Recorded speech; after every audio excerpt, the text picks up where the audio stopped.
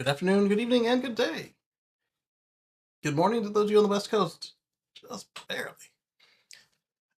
Well, I made it. So let me turn on a projector and switch us over to presentation view, and we'll get started. Let's create an output projector. Let's hear in the chat. How's everybody doing? I see 01010. Hello, good to see you. And let me do an audio check real quick. And let's see. There it is. All right, it's working. And click on that there. Hello, Barzan. Good to see you. I'm going to drag this up to where I can see you guys in front of the camera. Turned green. There we go. Okay. And while we wait for the web browser to do its thing, let's go ahead and shrink it up a little bit. We know it's too big. And then we're going to go to presentation view. All right, collab cam is working. In case anybody wants to show up. I didn't get the message out till like right before I started everything, so it might take a minute for somebody to show up. All right, so we're going to do the window capture. It's not exactly a new tab. Do you have one that's got talking about EVs? Maybe. No, not TikTok. I don't even have a TikTok. Oh, there it goes. Perfect. Just a little bit too big. Almost had it. It's a little shaving. There we go. Come on. One more. Yeah. And this one. I wonder if I can set that to fit rather than actual size. And if I did that, what would it do to the what would it do to the text? Would it be too hard to read? Who knows? All right, so first up, we had it's gone. I had to adjust the menu and I forgot it. There was something I had wanted to kind of just say, hey, there it is. And it's gone. Hey, Anders, good to see you. Good evening. So first up, let's start with this Isuzu NRR EV. We talked about it before, but now it's in production. A handsome looking little cab over truck. You can put whatever service body you need on it, a box, a flatbed, a lawn trailer, or trailer for a lawn refrigerator. Yeah. That's basically all there was to this. So right here they got a street sweeper.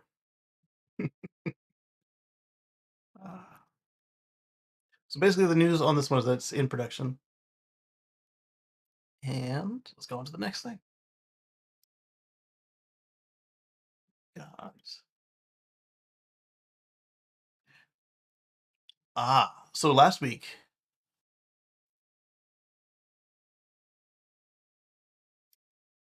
I was why are you all the way over there? Come back, baby, come back.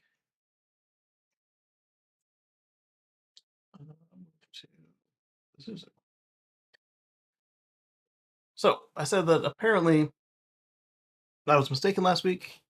It appears to have auto park. You done? Oh, okay, come say hi.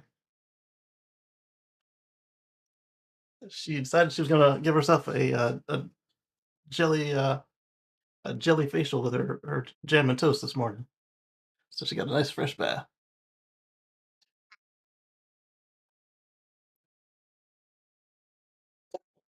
Had purple ice cream and you done? Oh, okay.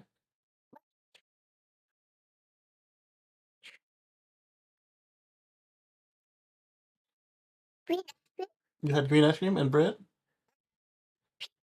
and pink ice cream and blue ice cream. Okay. You had all that today?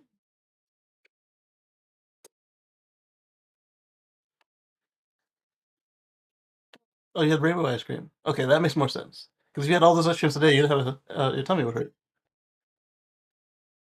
Bing, bing, bing.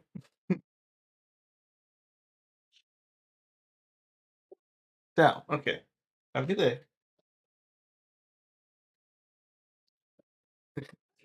So I was wrong about possibly wrong about the thing having auto park, or this is coming later. It's not entirely clear because of all the videos I've seen. Everybody shows the cameras and they show what the car can see, but I haven't seen anybody hit the auto park button. So that's all I had on this. Let's see if anything else happened in the thread after I saved it to the notebook. Okay, okay, cool. So that's what it will be like, and I was right. It is just the visualizations, and they did tweak what was already there, where you had the lines that will show where the car is going to go when you are going in reverse, and of course also forward because it's got the forward camera. The avatar of the car on the screen, it kind of turned into a little gray outside to let you know about tail swing and that sort of thing, so that you don't smack the corner of the truck against a building or a tree or a pole or something. It's a useful feature, but it does not auto park yet. Thanks, Gregor Truck. Uh, oh, Cybertruck guy. I thought he had his truck ready though. Yeah, yeah, he does. Is this the new upgraded Cybertruck with fancy ultrasonic sensors? No. Uh, I wonder if Cybertruck is the reason they pulled ultrasonic sensors off of everything, because they weren't going to get those handles in there, and they definitely didn't want to put all the holes for the sensor pucks unless they were going to put them down low, which would not only do they have an incredible range that they go through, but sometimes they'd be too low, sometimes they'd be too high, and if you try to put them through the steel, it's just that much more rework that you don't need to that you don't need to do. Rainbow, Daddy Rainbow. Thank you, baby. Blue ice cream. Oh, the rainbow ice cream is different than rainbow. Yeah, thank you. I'm gonna put it here. I'm gonna have it later. Okay.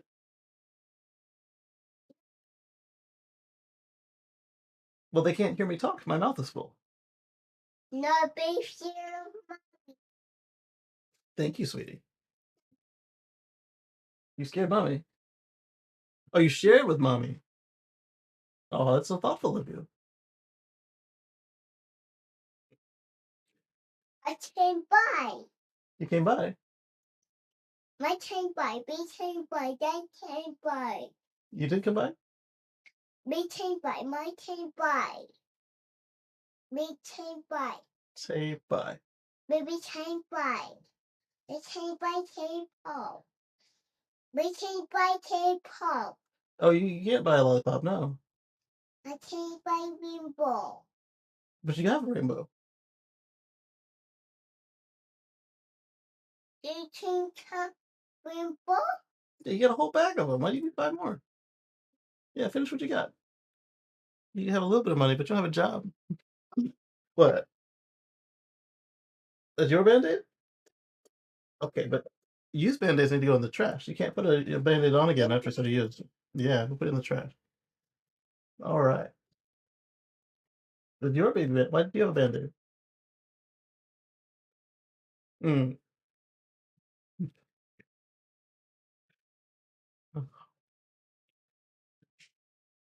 Let's see.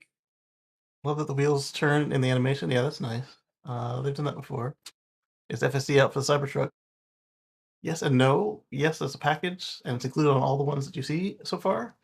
But does it do anything yet? Not yet.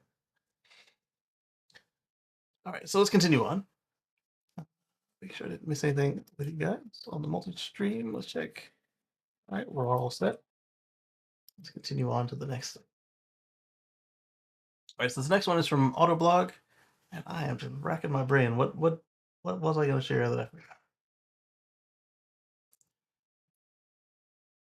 No, that wasn't it. Why on this screen, computer? Open up on the screen we're looking at.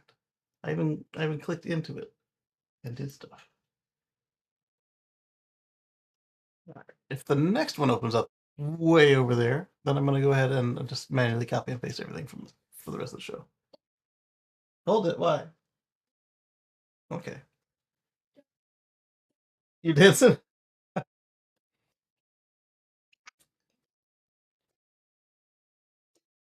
Why are you raising the roof? Oh, you want me to pick you up? No, no, don't pick you up. What? Oh, push this up. Okay, she wants to push it up. She's doing a dance. All right. All right. What's wrong, X? All right. So while we wait for X to spin, uh, oh, the next one's on X2. Let's see what happens with it.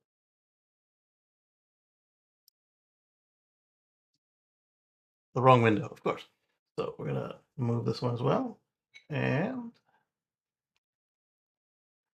the next one we will copy into the window. And are you guys still seeing me? Have I frozen? Uh-oh. Did I lose internet? It says live and spinning. Mm,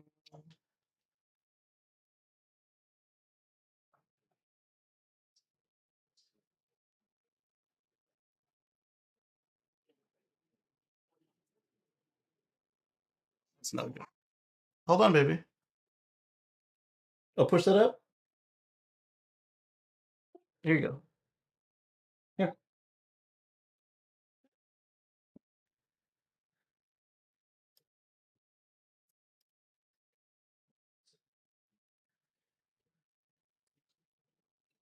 Uh-oh. Let's go to YouTube and see.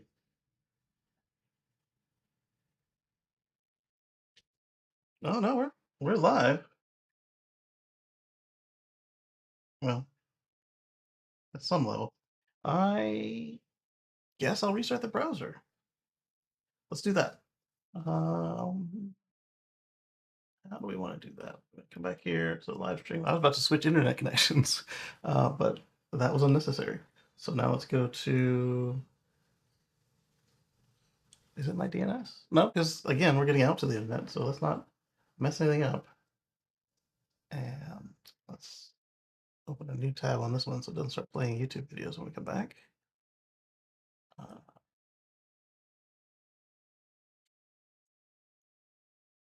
weather is fine, I guess. Is it really? I don't think it is. All right, let's force close the browser, I guess. Well, no, it's responding. Let's let it close gracefully.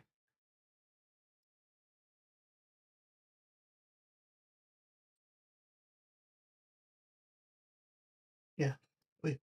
All right, so let's copy this one because we'll need it. Because I'm going to switch to Chrome for now. Copy link and Chrome at.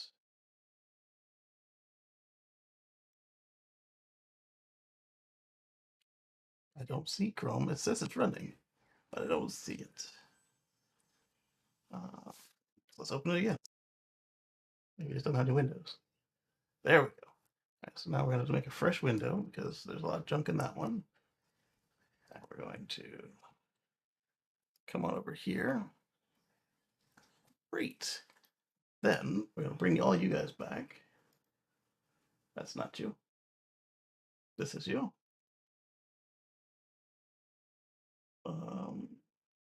Where'd Chrome go? Okay, Chrome is back. Now we're going to make another one of these so I can make sure that the stream health is okay. Go to studio.youtube.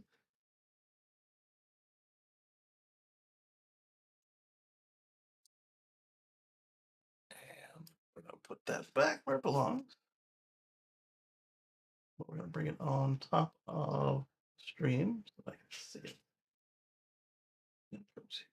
Content live this stream. Then we're going to paste our news into this window. Make sure I'm signed in on X. Good. The view is different. Now we're going to share that window with you guys because the old window is shut down. All right, so Chrome. That's Edge. I want Chrome. In fact, there shouldn't be any Edge because Edge just had a fairly bad day.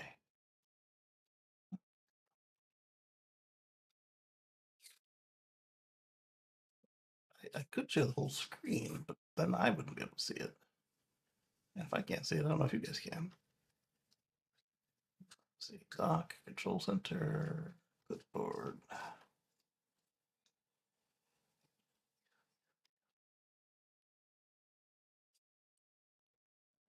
Edge.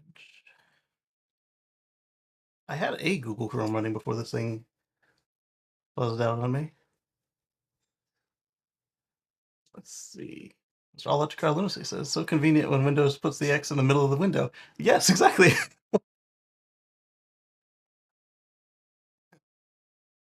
How do I get this thing to refresh the windows I've got open? Because none of these are what we're trying to share. We want that other X window. Definitely don't want Messenger. None of these Edge windows are open. Let's try the Hurricane one and see what happens. It's not there. All right, so now, have you got me a new list? Google Chrome was running the whole time. There we go. Perfect. This one. Oh, I almost got the size right too. Look at that. I'll bring this one up from the bottom a little bit. I think I could go work for Microsoft, right? I got the demo-itis. Got it working well. Although I did have the whole Microsoft and Apple presentation thing, I would have had a spare ready to go, right?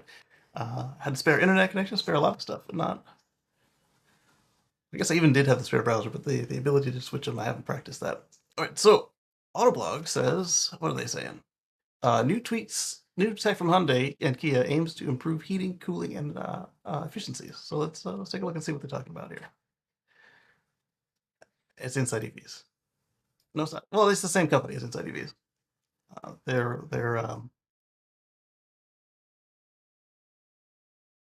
whatever load balancer they got us on is just not doing the trick. So we will use that X window and go somewhere else. Let's copy this one. I'll go here.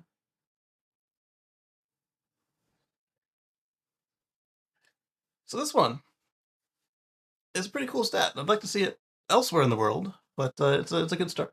So China has already reached its 2030 wind and solar target. I say that, but I'd also like to see them, actually meet the ambitious goals they've set. The reason I kind of walk that back a little bit is I could see some country setting some piddly goal for themselves and say, "Hey, we did it," just to make the news.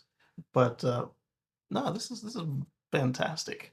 Their 2030 goal was 1.2 gigawatts. Oh, sorry, once not 1.2 gigawatts. Sorry, 1,200 gigawatts, and the target was set in late 2020. And here it is, approaching 2025, but not yet there. And they've already done it 5 years early.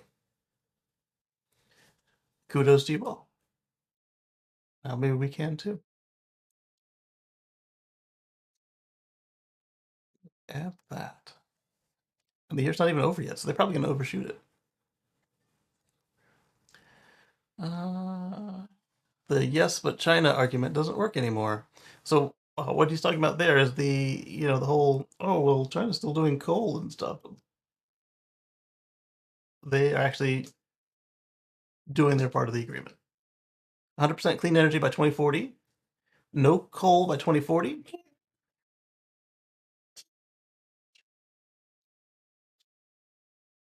Kiwi car.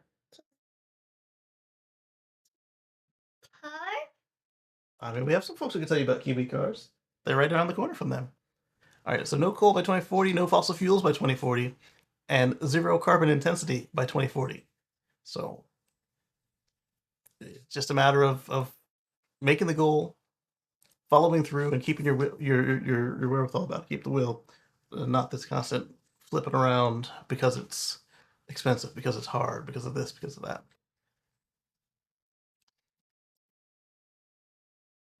So done with the yes but China excuse. It's time to focus on our own innovation and growth. That's the other part right there. It's like, who cares what China is doing? We all know what we need to do. Let's get our people to do the right stuff. We've got folks all over the world here today, and we've got just a handful of countries that are actually trending in the right direction. Some are kind of like old in the middle, and then others know what they need to do, and then every couple of years they flip it around just because.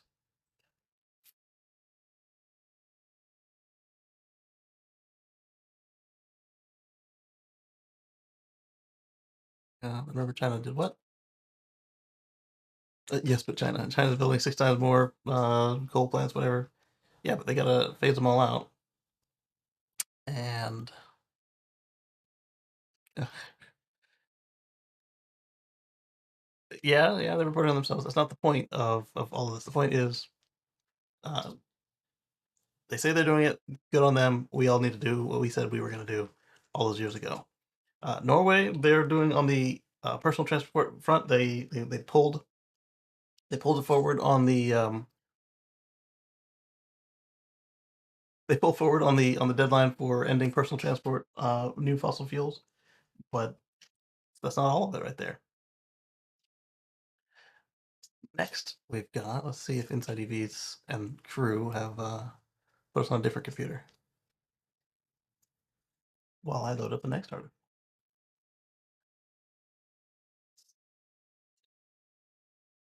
It's just spinning over there. It's better than just saying no. This is another X post, X tweet.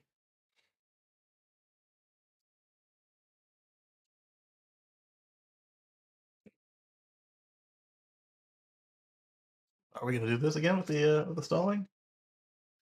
I could change browsers again if we have to, but I don't want to.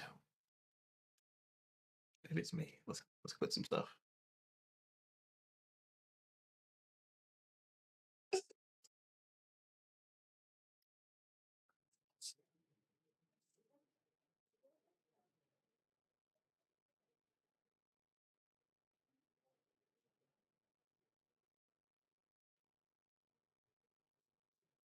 All right. So what is with?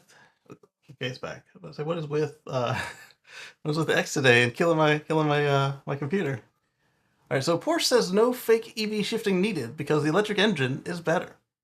I was just going to leave it there, but let's click in and see what they're talking about because we have the Ionic N and a couple other vehicles that are just into the whole extra noise and shifty, and so we've got the Watts to Freedom on the Hummer. We've got the Wake the Neighbors Loud on the Chrysler thing with the bunch of nostalgic names, and then we've got the Hyundai, all trying to meet the buyers where they're at. So you've got a bunch of folks who can't get over the vroom vroom and the shifting of the transmission. Let's give them what they want. Let's get them a new car, and let's give them something that feels like a horse and looks like a horse, but is really an automobile. It's not a bad strategy when your job is to make money. As a consumer, though, it's super weird. And you've got companies like Porsche and a couple others that they have a reputation. We're an enthusiast brand. We're not going to do that crap. You come with us, or we'll see you when you get back. I mean, when you look at it, every decibel that you hear from the exhaust is energy that didn't make it to the ground, and that's just what you can hear. If you get close enough and you feel the heat, the rejected energy. We talked about the Sankey graphs last week and several times before that, and on the Tesla Live show, I believe. I mean, we did, but like very recently, like last week. or tomorrow. Um, so we don't need to replace the rejected energy. We only need to replace the working energy and the heat that we actually wanted. So if we wanted to cook, we would replace that heat with electric alternatives or heat pumps or whatever. If we wanted to heat water or heat a building, same thing. But if we're just running the car down the road and it takes 38 kilowatt hours for 1 gallon of gasoline, and that 38 kilowatt hours gets you 25 miles, you don't need to replace the whole 38 kilowatt hours. Let's use the Lucid 5 kilowatt hours, 5 miles per kilowatt hour. So you don't need to replace it all. And ah, back to this though. The shifting is just weird. I don't know why you want to get lurched around. I get being pushed back in your seat and thrown laterally as you're hugging the curves. But this thing, I don't get it. It's if you the reason we have transmissions is because the engine didn't have a wide enough power band to do the work. So we put in transmissions to bring them back into their working area and still get the power to the ground. We don't need that if we've got a power plant that can do the whole range. Yes, Porsche has a transmission in the Taycan, but it's a one speed, like well, it's a two speed really. So once you get a certain speed, then it shifts again because it needs that to bring the electric motor back into uh, what they are offering. Even the Hyundai doesn't have a transmission. Or when I say transmission, I mean like the shifting of the gears, not the reduction gears, not the any of that stuff. But excuse me. So while it's simulating a transmission, it doesn't have a transmission, which is quite funny. We've got the Taycan, we've got all the old conversions that use like elevator motors or forklifts from back in the day with the lead acid batteries, those conversions. We've got the Tesla Semi. There aren't very many EVs that have a transmission or need a transmission, or where you get the where it's worth putting in for the maintenance and having to beef it up to be able to handle what an EV can do to it. There will be more. There will be more, but I don't know that. What we'll probably see is sometime in the future they'll have like a $10 motor, and that will need a transmission because it just can't get through the power band. Or in the case of the Porsche, it just gets to the point where you're revving it so hard that you don't need like exotic materials to keep the thing from exploding because it's spinning so fast. So what you do, shift it into a another reduction gear. Well, I guess not reduction. Yeah, reduction gear. You shift it down. You shift the gear, and then that gives you more RPMs to roll through before you have to figure out what to do about your little buzz box there. So let's see what Porsche had to say on it. Oh, why should we make something worse? I love it. Why should we make something worse? Porsche development driver Lars Kernsen. After testing Hyundai's Ioniq 5N, Porsche believes there's no reason to simulate what has been in the past.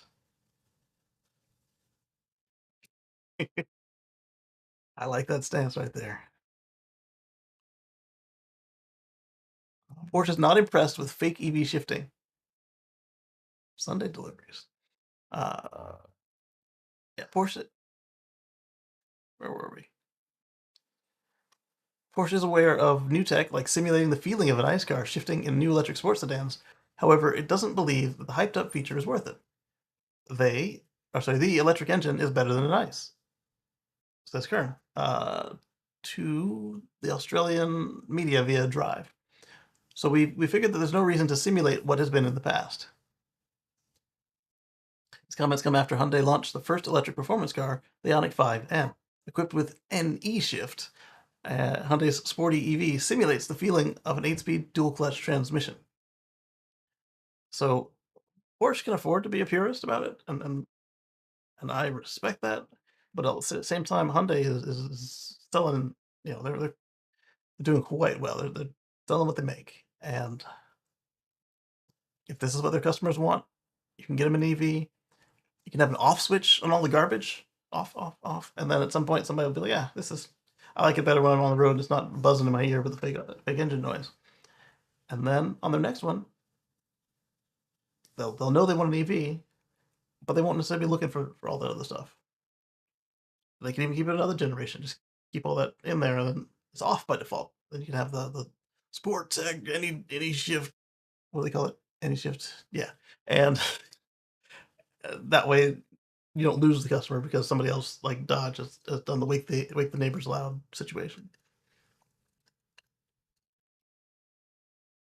And if that's just the customer wants to be obnoxious or whatever, but I don't think that the Hyundai makes all that much noise on the outside like the Dodge. They is it Dodge or Chrysler? I don't remember what brand they put that. Yeah, it's a Dodge. The Charger, Daytona, Deltona, Fronius, uh, SRT. Let's see. Let me check on the multi-stream real quick. Da, da, da, da. Okay, thank you. Thank you. 010 telling me I'm still online. Uh, why did it end up in... Yeah, it's in this window too. Okay. It ended up in another window for some reason. The YouTube's are straight in front. I don't know. What do you guys think about this? It was fun in the gas cars when it was doing all of that noise and shifting and all that, because that meant that he was doing what he could do for the power. But then when I got the Model S 90D and it was outclassing them with all the showmanship, I was hooked. Yeah, I liked it in the Volt, but the Volt it wasn't made to be a performance car. It kept up pretty well with like V6s and stuff, and it was definitely a leap forward from the hybrids I was driving before that. But that one didn't pretend to do anything it wasn't, and it did shift if the engine came on at speed where it would help, and that was always a weird sensation because it was like you were floating, not like it's kind of weird. Like it was like a step. It wasn't like a regular transmission shift. New electric models are launching. We got the Ioniq 5N. Oh, here we go. He explained that Porsche looked into the tech, but it never moved past the idea stage. I think they were doing that at the same time that Audi was doing they were doing the ads about how they had their sound engineer making the Audi Symphony, and it's kind of funny because it's the same company, but Porsche decided they weren't going to do any of that. And then of course we had the regulations that all the cars have to have a noisemaker on them. So all cars without any combustion at all have to have a noisemaker on them. So the lowly Prius, they do it optionally. They do it, but they don't have to. The quietest, like Hyundai Genesis, before they went electric, and the quietest Rolls Royce and Bentley, they don't have to make noise, even though they are quieter than any hybrid or electric car. But before all that, Audi was trying to make a symphony to make sure that you knew it was their brand. All right, let's see. Porsche will begin delivering their second electric model, the Macan EV, later this year. I think we might have looked at a finish shot of that, but there it is. We didn't already. And oh, wait, they updated the Taycan with more range, faster charging, and even more performance. I don't think we covered that. All right, let's read the top comment and their take. Top comment is, while I generally agree with Curran's comments on behalf of Porsche and agree that the simulated driving experiences should be reserved for Xboxes, you know what? That'd be really cool if they did put all that stuff back in and like bump the car while you were if they could make it bump without risking it rolling down and snatching the charger with it.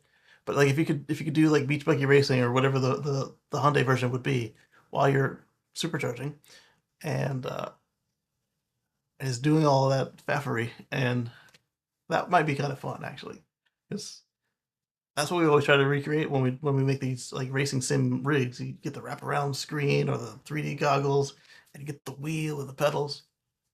It's right there. And so now you got some really good speakers. Pump that through. You can shake the wheel because it's definitely electric assisted, if not by wire. That one's not by wire, but generic car of the future. You got your pedals. That might be kind of fun. Back to Xboxes. Porsche makes available for the Taycan a simulated ice engine sound as an option called Porsche Electric Sport Sound for $500. We went through this last time we tried to configure a Taycan on screen. They have a charge for everything. Uh, he says, "I know, I have it." I actually prefer the silent. This is what I'm talking about right here. Give them what they're asking for. Let them get annoyed by it. Turn it off, and on their next car, they're going to go for the silence. I actually prefer the silence and only turn on the simulated engine sound in parking lots as a way to warn pedestrians who don't hear me silently approaching EVs. Okay, so they got it on the outside too for the Porsche. Interesting. All right, all right. Let's see. Electric. As an EV driver, I couldn't agree more with Kern. The smooth instant acceleration is one of the best features of the electric car. And that's the other thing is, depending on what motor you put in it, you can adjust how the power puts down. If you don't want it to be just brutal, here we are, we're up to speed. You can just make it lay on. You can make it roll in, and that's what a lot of the trucks do. They don't give you full power right away. Same with the electric vans. Same reason, because while you can use the power, your drivers might not always be remembering the cargo in the back. And if the cargo, like the tablecloth maneuver, uh, except that it's all towards your back door, the rolling door, the barn doors, the ramp door, whatever. And it would be kind of nice not to have your load shift like that, wouldn't it? See. The technology is superior, so why would you want to replicate something from the past? I understand some drivers like the feeling of being jerked around, but have they tried sitting on the accelerator of an electric sports car? Not likely.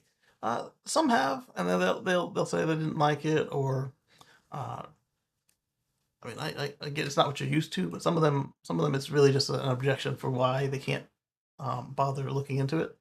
When really, oftentimes, a lot of these objections are uh, one, they get paid to be in a different industry that needs stuff to not change, or two, they can't afford the one they want, so they're going to talk crap about all of them until one day you see them driving in the exact same one that you were showing them and bragging about it, and like as if it never happened. They want you to retcon it. Let's see. And then there are other brands like Dodge, simulating fake exhaust sounds with this Fransonic chambered exhaust tech. That's the word I was looking for. Fransonic. On this first electric muscle car, the Charger Daytona Fransonic GT. What else do they? It's like they were trying a competition to make the name as long as possible. They rarely actually use it in marketing, but when they did that first show, and on the recording, it just sounded so lame. It was like, what? It was,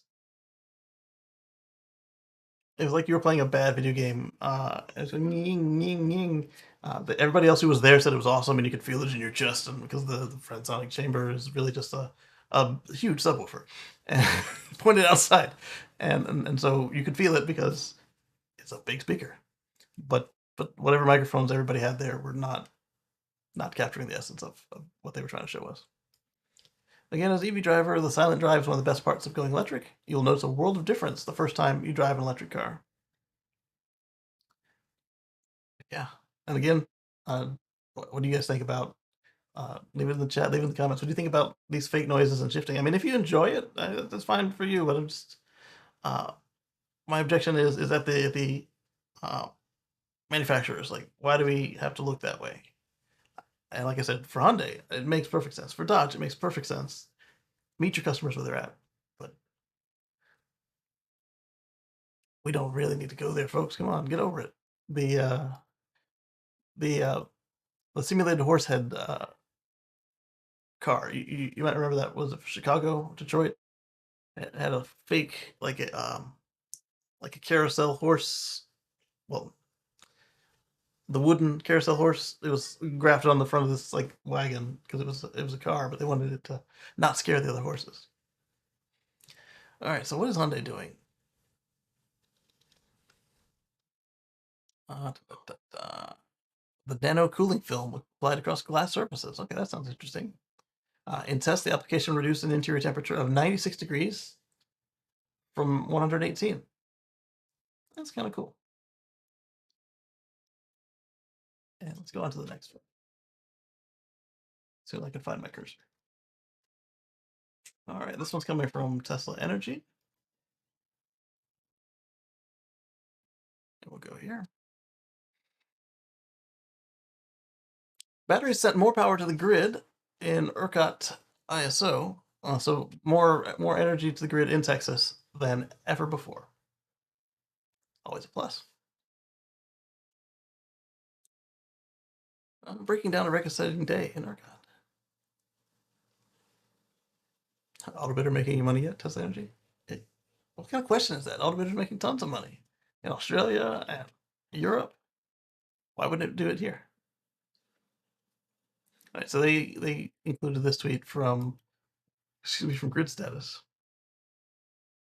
On August 20th, we saw records for demand, solar, net load, and battery discharge alongside prices near the cap. Another example of how operations in the market are evolving. So we're looking at, sorry, the little web search thing came up, but didn't need it. We're looking at the yellow is the gross load. Oh, the gross load record and the net load record. So they met it with battery. That's incredible. Battery discharge record is just under the orange and green right here. And the prices reach offer cap of, is that 5,000? Looks like 5,000. So ERCOT set a all-time new record for demand. Solar generation was high all day, keeping prices under control, even though the record-setting peak load, probably because of air conditioners and such. As solar ramped down, ERCOT set a maximum net load record. The net load is demand that must be met by resources with a higher marginal cost. So you're talking peaker plants, you're talking anything that's on demand, including the community solar and the giant batteries that you don't own, you being the power company that you don't own, and it's all pretty cool stuff. Higher marginal cost, load remained high as the sun set, and high prices correlate to a high net load rather than a gross load.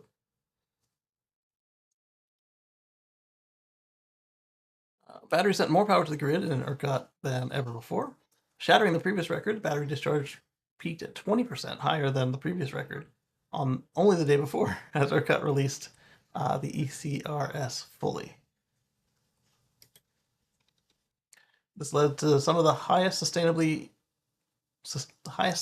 real-time energy prices of the year, and the average 15-minute settlement point reached nearly $5,000 bid cap. So yeah, it was 5,000 I saw in there. And the ORDC contributed to sustained high prices.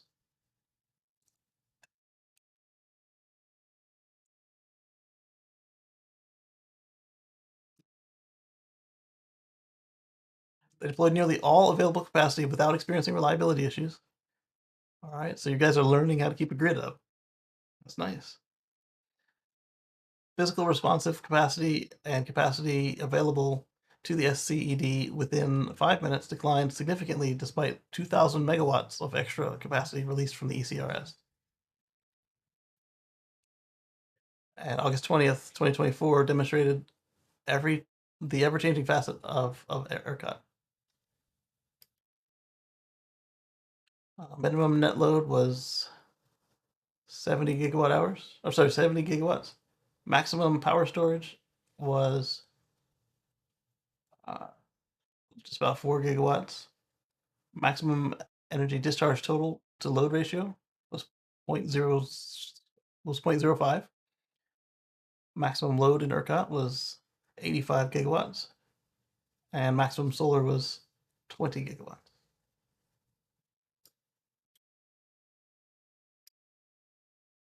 All right, interesting stuff. Oh, but the grid can't handle EVs. We switched to air conditioners and it wasn't a struggle at all.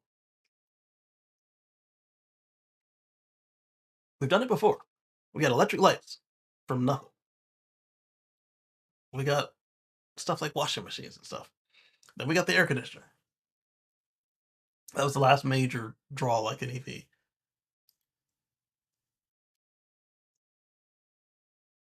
Let's copy this.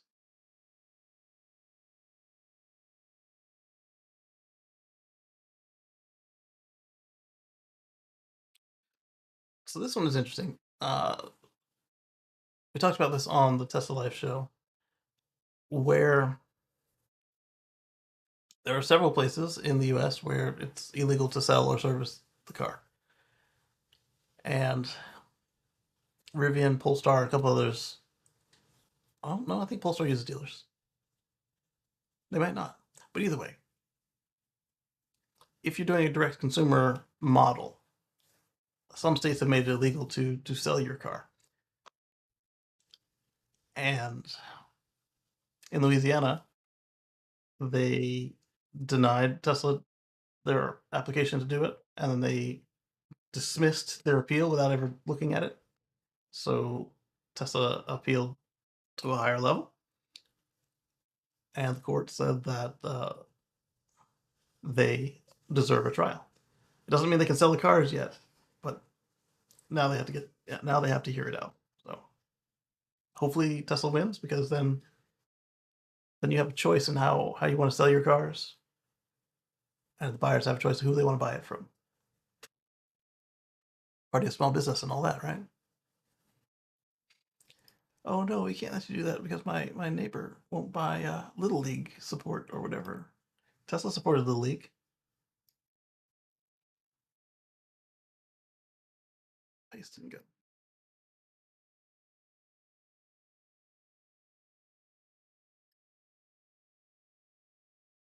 It's getting hard to remember all the promotions Tesla is currently running in the US. Yes. They got a lot of them. Free FSD transfer if you take delivery by September 30th. Model X all-wheel drive. If you pick an option on it, or more than one option, whatever the highest price option is, it's free. Joel says, I haven't heard much lately about China's renewable lately, but they had hooked up a bunch of solar, but it hasn't been used in the production of energy because of state rivalries. Ah, and that was one point that the guy might have been making when he was saying that, hey, so what if they meet their deployment records? But at the same time, if you've got all the wind and solar and batteries on the ground, and they work and they're maintained, all it takes is whatever political fighting is going on to get out of the way, and you can flip the switch, turn them on, boom. Versus if you had to build it out while fighting it all, and so that's pretty cool stuff right there. I hope they're using what they have installed. I think that even for them, it would be tough to install something that reduces their costs without, well, not just reduce their costs, but remember they had that goal of zero fossil and starting to take back some of their pollution. I don't know how they could keep it offline for long. I do see how they can make the fake cities for people to invest in, and how they can keep making coal plants and then not turning them on because they don't want to buy the coal, but they needed to keep the people who make coal plants, keep them with a job. I got bit by a mosquito. Let me try this light and heat therapy. See if it works. Put it on low. It gets hot. But what it's supposed to do is it heats up, and it's got some kind of wavelength of light that helps break up the chemicals that the little biters injected into you. Um, didn't Porsche have fake sounds with some hybrids in the past? Yes, they did, and also yes, BMW. And like the guy said about his Porsche, he was able to buy the option for $500, and now he only uses it so that people know he's coming when he's in the parking lot. That was one feature I loved on my Volts. They have this little button on the end of the turn signal switch, uh, and you might think it was the windshield washer, but it's not. It would make the horn go toot toot. So it wasn't as loud as you hit the main horn on them. It still used the main horn, but it's a digital control, so it's like a soft little toot toot. Hey, I'm here, and that was fun. I guess somebody could make it with like the Tesla buttons or whatever, but Tesla could also do it with a software update. Like, hey, toot toot, I'm here. All right, so yeah, so with the Model X, the highest price option that you configured will be complimentary when you have FSD, because FSD already doesn't count towards the credit, the tax credit. And then if you pick a color or seats or whatever you picked, the highest priced one of that will be free. 1.99% Model Y financing, ordered by August 31st. Sorry, it's yesterday. Take delivery September 30th. That part had well, actually, we got more on this one.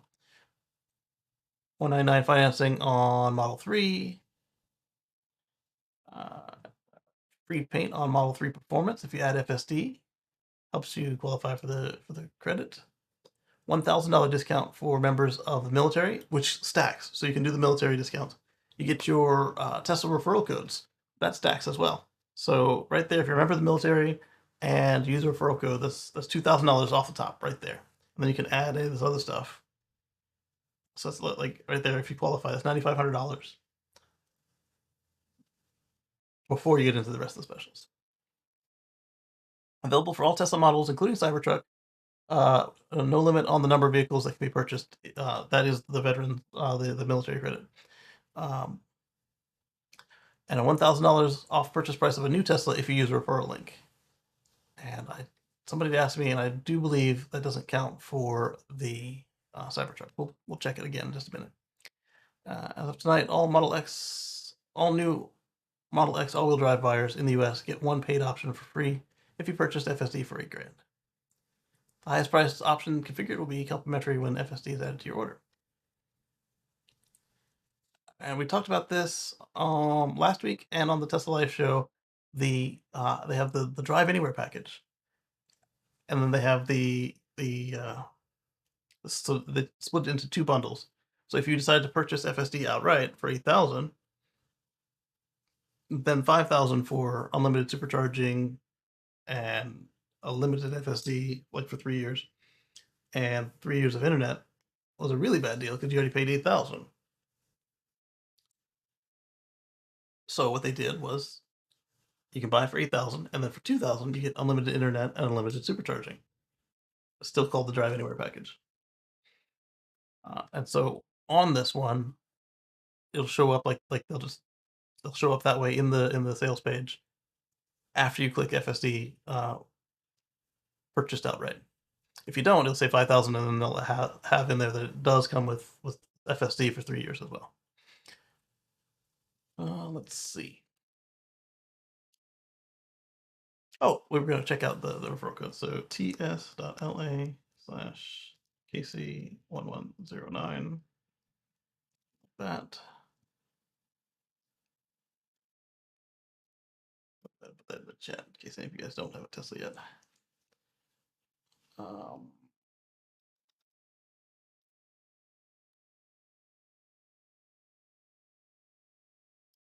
Did my number change? Everybody else's didn't change. Oh, I spelled my name wrong.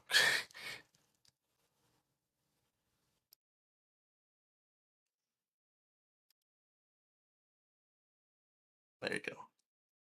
So let's put that in the chat. And then we will move that one. There we go. And now we will go. There we go. So says Kacey gave you $1,000 off a new Tesla. And so instead of a Model Y starting at 3149, it now starts at 3049.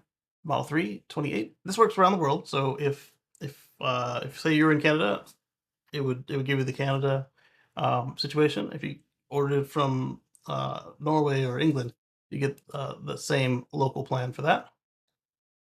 What's new about this version of the referral program, you're limited to 10 per year. So after the 10th person uses my code this year, it would say, oh, Kacey's out of money. Sorry, come back later. It would still try and sell you a car right there, but the incentive there is to use somebody else's code at that point.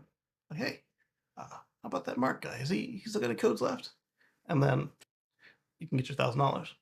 They also have loyalty. So if you already have a Tesla, use your own code, and you get $1,000 off your next one, which is pretty cool.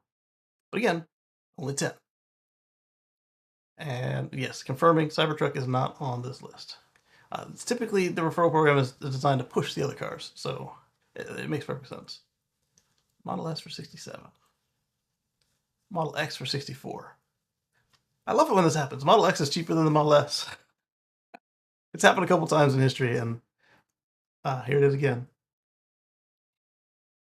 Part of this here, they're probably using the with savings, or at least the federal tax credits. That would definitely make the X cheaper than the S, because the S is too high for the federal tax credit unless you lease it. Model 3 from $29,900 to $28,999. So there you go. That was the referral program. And where's my cursor? We're gonna go with. All right, so we talked about Porsche and the simulated shifts. We talked about. Well, let's see if this gives us more details on to what the judge said. We talked about how Tesla is allowed to be heard in court. Yeah, that mosquito bite's not itching anymore. That thing works. Don't get the Kickstarter, they charge extra. Get on Amazon for like $30, $20. I can't read what it says, but if you guys ask me, I'll put a link to it on my Amazon. So 2-1 decision. The Fifth Circuit Court of Appeals in New Orleans reversed the dismissal of Tesla's due process claim, vacated the dismissal of the antitrust claim, and upheld the dismissal of the equal protection claim. Okay, so they cannot sue again on the equal protection claim, but the antitrust claim is gone, and the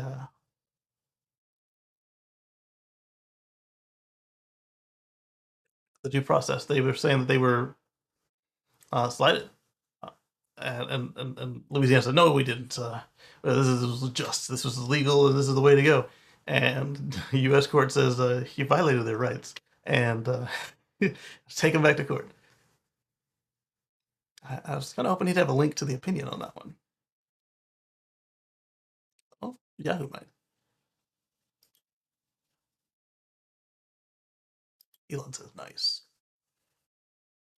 So Yahoo says 2-1 decision. Vacated. Tesla had sued members of Louisiana Motor Vehicle Commission dealerships owned by individual commissioners. Oh wow, that's a severe conflict of interest right there. So how is that allowed? So people on the LA Louisiana Motor Vehicle Commission own dealerships, and the commission denied Tesla the ability to sell cars in Louisiana. So I think that's a step worse than the ones around here that have bought their politicians for cheap and are blocking them. They're blocking their competition. That's exactly what it is. That's wow. They should all resign or give up ownership of their stores. I would say resign probably is more financially smart on their end. It accused various defendants of exploiting their control of the Motor Vehicle Commission to drive Tesla from the market by targeting its sales model, which does not use a network of franchised dealers, which is why they're not available in places named South in the US and 10 other states. One of them lets them lease. We'll go to Wikipedia and get the list in a minute. Tesla accused Louisiana officials of illegally banning direct sales since 2017 and restricting the leasing and servicing of vehicles in its state. The judge wrote that Tesla sufficiently alleged that the defendants had plausible actual bias and a freaking conflict of interest, citing emails from the commission's executive director assuring Tesla that their rivals' complaints would be addressed. Wait, assuring Tesla rivals that their complaints would be addressed. The dissenting judge, Donna Douglas, would have upheld the dismissal of Tesla's case. Look her up. Not like that. Let's look her up in search, I guess.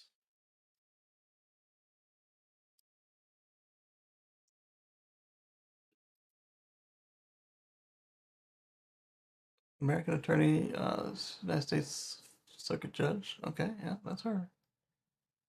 Fifth Circuit.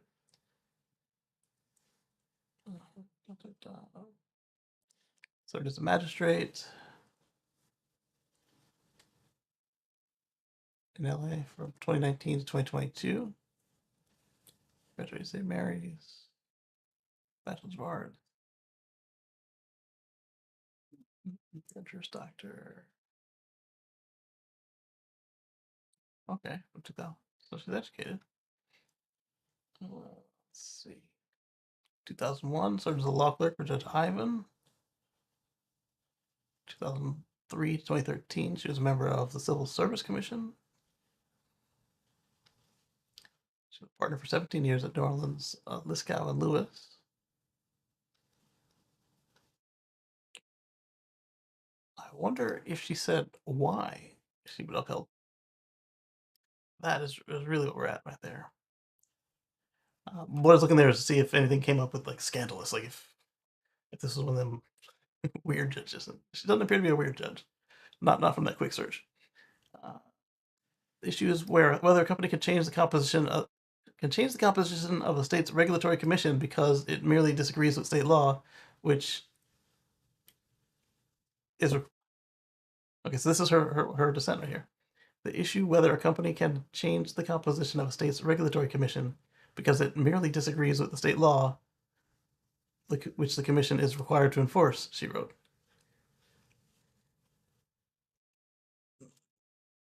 That's a really crappy take, lady. If they were an independent board and they didn't own dealerships, yeah, I get what you're saying here. If they were above board, 100%, there was no hint of wrongdoing, then yeah, you could say that.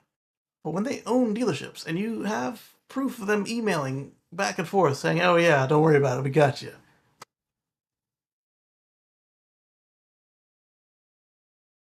Let's see.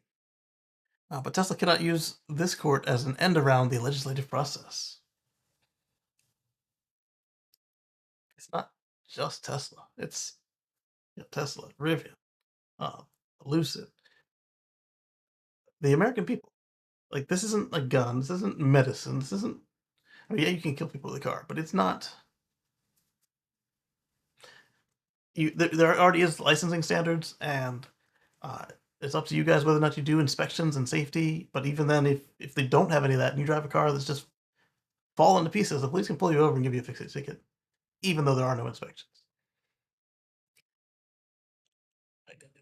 This must buy it from a franchise dealer thing. Former salesman here, former sales manager, all that. Internet sales manager. None of this is required. I felt I added value to the transaction. Maybe not as much as I received sometimes more than I received. But the customers chose to do business with me. I chose to sell them stuff. and it wasn't available at the time. But if they wanted to do direct sales, all right, nobody's gonna show you how to use it, or if they do, hopefully they do. But that should be choice. It shouldn't be just handed on high.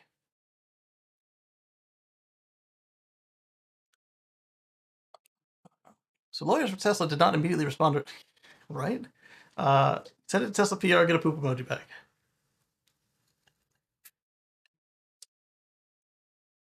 And the defendant's lawyers did not immediately respond to similar requests because they're seething. Smith was appointed to the bench by Republican Ronald Reagan. I don't really care Republican or not, but Ronnie screwed up a lot of stuff in this country. Circuit Judge Katharina Hayes was an appointee of Bush and concurred in much of the results. And Douglas was appointed by Biden. The appeals court returned the case to U.S. District Judge Sarah Vance in New Orleans, who had dismissed it in June. Ooh. Going right back where you started. The good thing now, though, is like the microscope is on her, and if she does do anything screwy, then she's personally on the line. So it's probably one of the better places to end up again. The case is Tesla Inc. et al. Versus Louisiana Automobile Dealers Association et al. Fifth Circuit Court of Appeals, number 23-30480. Has anyone modded their Teslas to change the sound? I want a horse trotting sound on mine. Well, remember it was a factory option before, Joel, where if you had the sound speaker, you could put whatever sound you wanted. And then the NHTSA got pissed. What I think might be a nice workaround for that is you just keep making that sound that you're required to make. And so what if the user puts another sound on top of it? Unless that sound is the inverse of what they're supposed to make. Because then the waves would crash and there'd be no sound again.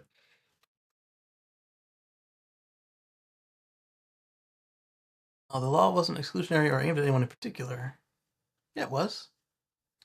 I'd like to have a local dealer take my cars in for a checkup if necessary. Well, if Tesla was allowed to operate in the state, you could bring it into them instead of going across the border. I purchased a competing electric car and had zero problems, but I can drop my car for service anywhere in the U.S. No notice, no appointment, and that is important to me. That is your prerogative, but you had the choice. Whereas they don't have the choice. Like, so right now, if you bought their car, you cannot get it serviced there without a trip out of state, which is ridiculous. The car is legally available to operate, sell, and purchase in the US. They've got the FMVSS certification, they've got the EPA certificate. That's all you need. And like I keep saying, if the states were blocked from collecting taxes on those cars that they have banned, this crap would get fixed in less than a year. 2 years in Texas just because they don't meet every 2 years, but every 2 years. Because they want that money. Right now they get rewarded for being jerks. They still get to collect all the tax and fees and everything else, while you get to go buy your car out of state and service it out of state, or if you're lucky, mobile service. But let all that money come out of their tax coffers, and they'll change their tune real quick. So that was that one, and we did find what the judge said. That was nice.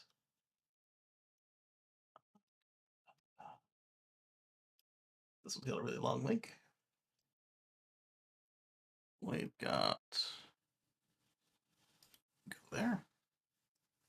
This is from Canary Media. Almost all U.S. power plants are carbon free. All new U.S. power plants are carbon free. The U.S. is pretty much only building clean energy these days, and mostly solar and batteries. That's good news, but the pace still needs to pick up. So yeah, so this is kind of goes with what we were talking about at the beginning of the show with China finishing their goal for 2040 early. We're doing the right thing. We're building new plants, and almost all of them are battery, solar, wind, nuclear, hydro. But you see that large black bar at the top, the gray bar. We are still also building more methane plants. Zero carbon energy is just about the only form of energy the U.S. is building anymore. First half of the year, developers and plant operators built 20.2 gigawatts of electricity generation capacity per the US EIA, EIA.gov.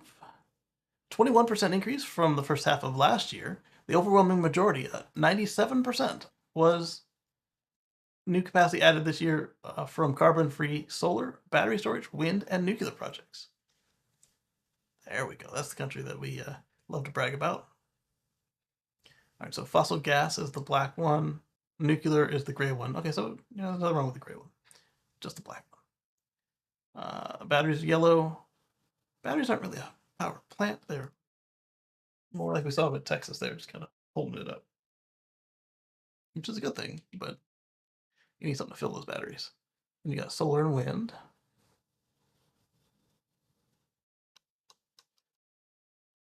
Solar led the way with 59% of new installations through the end of June, and developers built 12 gigawatts of solar projects in the first half, including the enormous Gemini solar and storage facility in Nevada. Nice. Wind made up 12%. And by the end of 2024, the country is expected to have installed a total of 37 gigawatts of utility-scale solar and 15 gigawatts of batteries. Nice. The gigawatts is the instantaneous production. And as we know from the Megapack, the instantaneous production can either be a multiple of the storage or a fraction of the storage. So that could be like 30 gigawatt hours, or it could be 7 gigawatt hours of battery storage. Per US EIA data, both around double the previous record high installations for Earth each technology. Sorry, I just cleaned my glasses this morning. A report earlier this year tried to quantify just how much new clean energy the U.S. had to build this year to get to the power sector emissions on track, and the report's conclusion was at least 60 gigawatts. And right now, per EIA data, the country's on track to build exactly that much carbon-free power this year, 60 gigawatts. There we go, guys. So the U.S. is on track to meet our goals for this year. It's not as good as meeting our goals, but it's better than falling behind.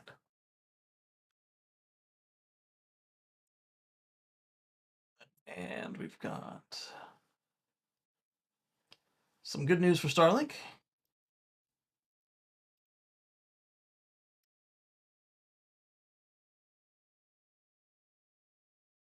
So, news. In Friday's letter to the FCC, SpaceX said that its Starlink direct-to-cell technology will be able to send emergency alerts to all wireless users in cellular dead zones, even if they haven't signed up for the satellite-based service, including non-T-Mobile customers. So right now, for ground-based cell towers, if you dial 911 and you haven't paid your bill or never even had the chip installed on your phone, you'll get 911 and you'll be able to call for emergency assistance. And in the places that support text to 911, you'll be able to text them and get some help. But now we've got cell towers in space with a good portion of every Starlink launch that's been launching having having the Starlink cellular technology on it. And got some cool thoughts here from Musk. He says, this could help a lot of people if they're stranded in the wilderness. And then a few moments or hour later, 2 hours, I don't remember. It was, actually we can check, 4:16 he said this. And a few moments later, I was watching it come out live because I was doing other stuff. I said excellent stance here. After thinking it through, SpaceX Starlink will provide emergency services across the mobile phones for people in distress for free. This applies worldwide, subject to approval by country governments. You can't have a situation where someone dies because they forgot or were unable to pay. And I said that was an excellent stance. So what's happening here, and you're wondering why all the caveats, if you just turn this on globally, without permission, that would be that would be not good for being able to continue to operate. So in places where, like, so the U.S. is already authorized. So once this thing comes online in the U.S., if you have no service and you dial 911 and there's a Starlink bird above you, you'll get you'll get some service either over the voice or with the textual services. This is kind of cool right here because they're doing it for free basically. So right now, Apple has got a service that they get from a competitor, and Samsung is rolling out a service also from a competitor. And Starlink has got just regular cell phone towers on it. So all you need is a phone capable of 4G and 5G, not both together, but just that era, that technology. And you already said you don't need to buy a special satellite phone. You don't have to buy a special satellite chip. It's just there. And now it's ready for you to have an emergency if you need it. I think that's the right move. John says this will save lives, especially those of us living in areas that are often affected by disasters like hurricanes and insane storms that knock out communications. Exactly. It's not just about people going on risky adventures in remote locations. I, I like the way he put that because uh, the way it seems to be sold is like you got this hiker and he took the wrong step and then he went down the mountain and there's nobody with him and my apple saved me. Uh, you can be just doing a regular day and then something can happen. Like, I don't know, maybe car spins out or whatever, or it was perfectly safe, and then all of a sudden some weather rolls in, like a tornado or hailstorm or something. Somebody gets hurt. You can just use a regular cell phone now, and I imagine it's coming to Canada and Mexico real soon, just because they tend to work pretty well with us. But the rest of the world, same thing. As they get the communications approval, you'll be able to use your 911 calls. 999, 11, whatever your area emergency number is. That's amazing. Any thoughts on how that will work, particularly the part about in distress? How will that be determined? So, Darren, I think, was coming from a point of abusive service, but I think most places in the world already have a solution for abuse of service. Because it's not like you can call and chat with your friends or listen to a football game or something. It's just the emergency service is free, and uh, you make frivolous 911 calls too many times, they'll still keep rolling the trucks, but they're going to start sending you as it happens. So,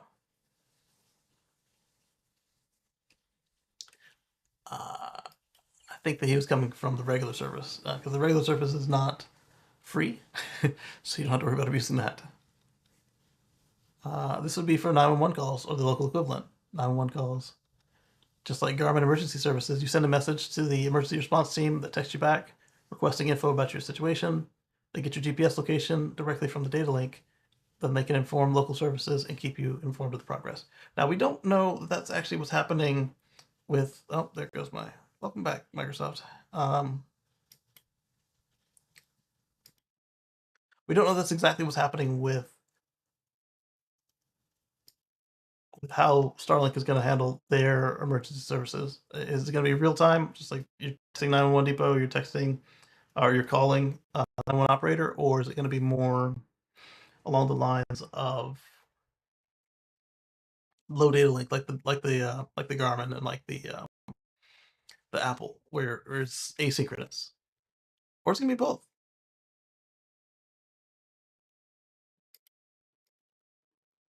I even did all that work to make sure that the last thing on top of the browser wasn't a YouTube video, and it still came back playing. Anyway, uh, most Canadians are in distress. Don't you worry, you'll qualify. Emergency calls only. Volcano, earthquake, tornado, SMS warnings. Oh, and that was the other part. that some folks interpreted it this way that I didn't catch at first. I caught it before I got to all these different hearts. But the emergency broadcast alerts, those you need to have signal to receive them. So watch out. There's a hurricane inbound, or hurricane inbound. That's not a good one. Tornado inbound. Duck and cover, or earthquake. Uh, you know, uh, Same thing actually. Duck and cover. I get in the doorway. The warning, which means that it could happen. You've got some ingredients to make a dessert, make a pie. You got a warning. It'd be nice to get all those out and let people know, especially if they're out in the wilderness. And with this, you can use it for that.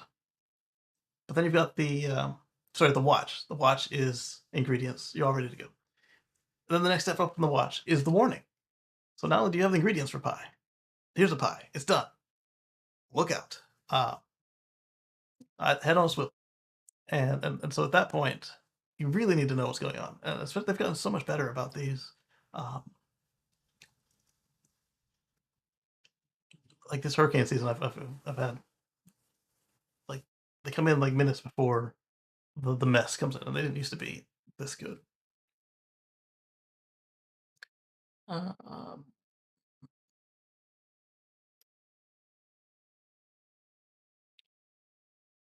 sure, it can be defined as a call to emergency services, the equivalent of 911 in the U.S., 112 in Europe. Obviously, the wrong question. It's on your phone. Um, no, the one on the iPhone is not free, and like I said, it uses a different service, different satellite network. They're a lot higher in the sky, and so there's more latency. It's a lot harder to get the signal, and like I said, it's also asynchronous. So you hit the "I'm having trouble," and they'll send a text with your location, and they'll send a text back to your phone, and and then eventually somebody can be dispatched to you. Um, why would that be any different than calling 911 on a landline on an existing phone? Because you don't have signal. If you call up and say my dog is missing, they effectively hang up. Oh, why would that be any different for handling abuse? Yeah. Um, they don't. Yeah, it's effectively they tell you the correct number to use. Hey, this is for emergencies. Um, is your dog rabid? Oh, why do we care? Here's a local animal catcher and the local sheriff. Do what you will. Uh, that's what he was getting at. Uh,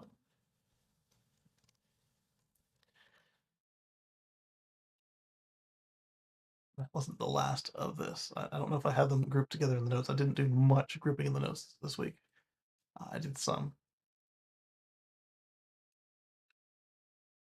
Amazing gesture, power move. The notes are now buried under these windows. Bring me my notes. There we go.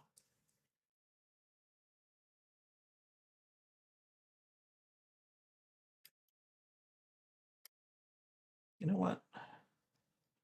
I can fix this. I think. Depends on where I copied it from. If it's from the phone, I can't do it. But if it was from the PC, I got you, fam.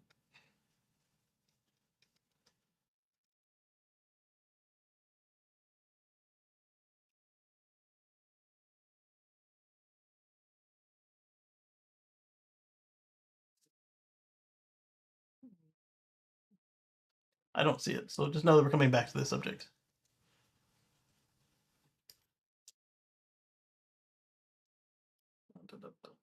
Copy link. Just to go. Solar power at U.S. schools has surged, growing fourfold over the last decade. Gotta love it.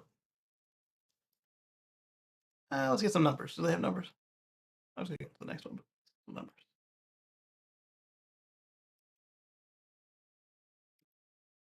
Looking at solar power for U.S. schools, and from K-12, we're looking at 6.2 million students. 1 in 9 out of 10 schools powered by solar. 2023, more than 800 schools added solar panels, meaning that at least one school went solar for every single day during the 2022 to 2023 school year. That's nice. Let's get some numbers. K-12 schools across the country now generate 1.8 gigawatts, enough to power over 330 households. So, 330,000 households for the entire city of Denver. Wow. Top states leading the charge in school solar capacity are California, of course, New Jersey, you wouldn't expect that one, Massachusetts, and Connecticut. Although with New Jersey, the schools can collect that the credits and use them for stuff that they supplement their budgets while lowering their electric costs. States like Minnesota, Maryland, and Pennsylvania are innovating with state-funded grants to help schools adopt solar. Top comment is, think of the savings for the school system when buses run on solar generated energy, and schools themselves run on solar energy. The projects will pay for themselves in a few years. And then that money would go, or could go, to teachers and programs that really need funding. This is true. Okay, let's go back to what I have next. Hyundai. So Hyundai confirms the new 3-row Ioniq 9 EV and e-revs with 550 miles of range or more coming to the US. That means it's going to have gas. Unless that's its name, e-revs. But extended range electric vehicle means an engine. Normally, I don't do too many of these forward-looking cars, but Hyundai, they'll probably make it happen. The new Hyundai Way strategy on Wednesday. Hyundai confirmed the highly anticipated 3-row electric SUV, the Ioniq 9, will be built in the US, and also revealed plans to launch e-revs with over 550 miles of range, or 900 kilometers. So it was two separate statements. I was like, why would they, and how, and when? The Ioniq 9 is the same Ioniq 9 that we were expecting. The e-revs is something different. And that's the same we've been hearing from Ford and GM and the others. Oh, people want hybrids, but let's keep the plug on it is nice.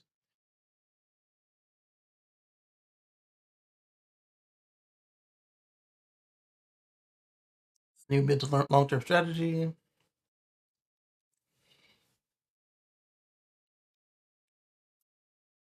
North America is their biggest market. Will receive 690,000, while 467,000 will be sold in Europe. EVs, that is. So they're going to be at a third of their sales, 36%. It's on track. So the 3-row, they plan also a 3-row Ioniq 9 style SUV. No, it's the comma still there. US to the US. Facility is expected to come online by the end of the year and produce Hyundai's new EVs, including the updated Ioniq 5 and 3-row SUV, the Ioniq 9. So this is going to be the Higma plant. This is in Georgia, and it gets around the whole tariffs. But it also does what the tariffs wanted to do in bringing capacity back to the States.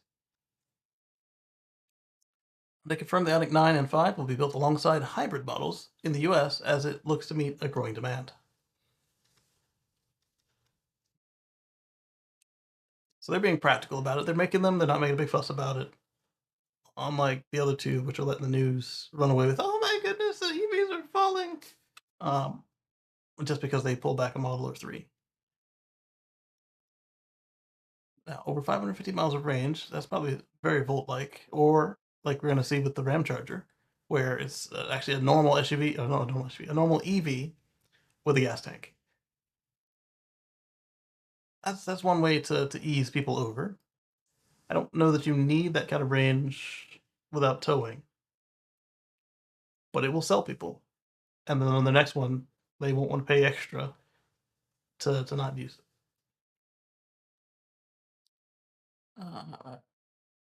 Mass production will begin in North America and China in late 2026, with full scale kicking off in 2027. Hyundai and Genesis brands will utilize the tech to launch new midsize SUVs in North America, where it aims to sell over 80,000 annually. Hyundai's doing well with the Ioniq. So if this is truly a roomy long-range hauler that most families are going to look for in this segment, then that type of range will make this model a big seller. That's another good point, though. If you've got 6 kids, you are more likely to go long distance in this thing than you are to prefer plane tickets for everybody or train if the train's going where you're going.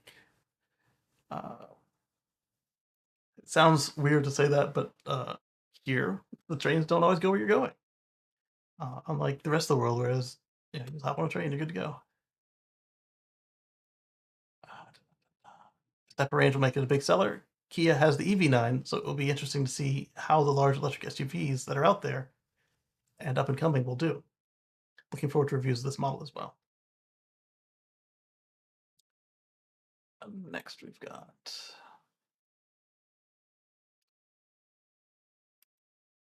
link. Check out the multi-stream real quick. Make sure we're not missing anything there. All right, good. Paste and go. I think she's taking a nap. It got real quiet over there. I don't know why everything's pulling in like scrolled down just a hair. Smart grows up with a new mid-sized electric crossover. There it is. I guess we can look at some pictures while I get the next article ready.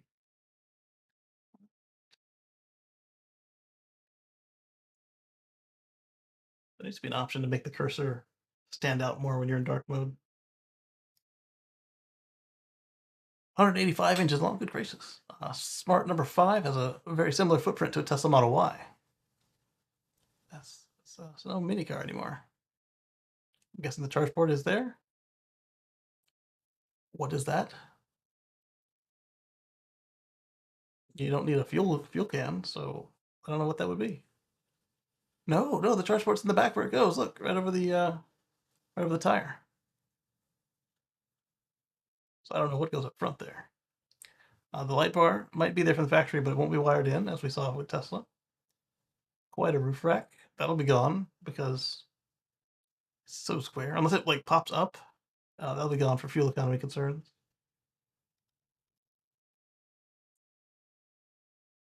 Oh, it's a number sign.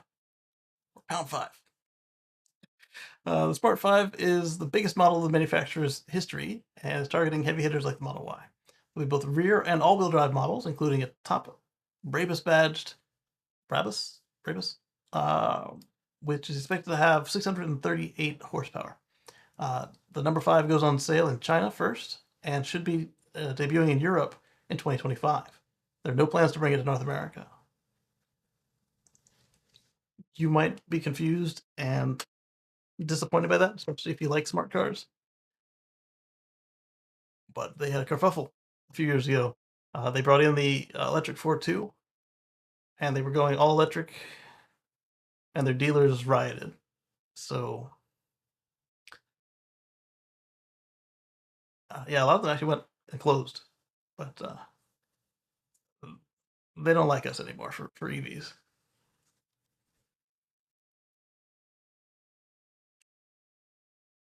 Which is another reason you shouldn't force people to use dealerships if they don't want to, because had that been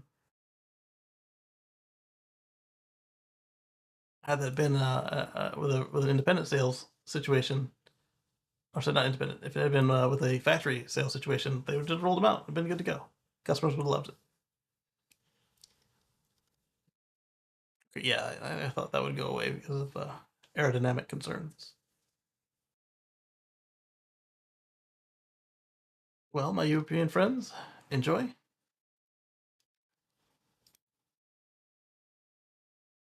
And what's probably going to happen if it sells really well, they won't be able to give up the money. So then they'll come back to us. This one was worded confusing, but we're going to take another stab at it today.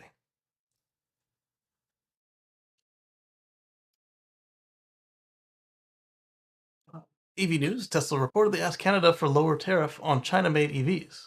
Canada this week announced that it's setting a 100% tariff on EVs from China, just like Europe and US were talking about doing. And as we saw with Europe, has actually already started with some hefty fines, or tariffs, I should say, not fines. 100%. The duties are effective October 1st. So cars arriving in the country after September 30th. So coming up quick. They will have to, including those made from Tesla. Someone want to let me know why Tesla wouldn't just start delivering from the US? Maybe Brian? That might be what Canada is trying to do. Like, hey, give us some North American cars, but also at the same time, it's the same thing we're seeing around the world, trying to keep the regular Chinese cars out. Excuse me. And let's see what the article says, and we'll see how Tesla responds. It really changes things for them with Shanghai having been their export hub, and now all of a sudden, all these countries don't want anything from China. Good. Tesla is wrong to ask for a lower tariff from China products in any part of North America. Ship them from the Austin-made product. Well, Model 3 isn't made in Austin. It's only made in Fremont and Shanghai. And then all S and X are easy. They come from Fremont. So, and there aren't that many. They're dessert. Maybe this is a stupid question, but here goes nothing. Why would Tesla send Canada Chinese-built Teslas instead of US-built Teslas? Because we aim for the States. Can't the US factories supply enough EVs for Canada?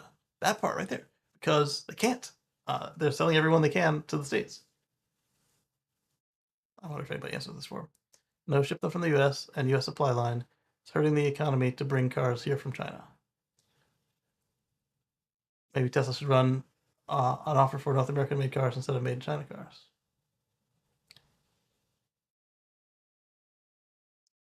The tariff only applies to Chinese cars, so Fremont cars aren't going to be affected by this.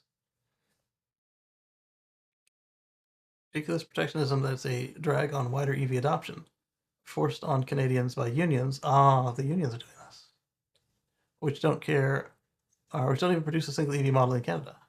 Yeah, but they still make parts in Canada.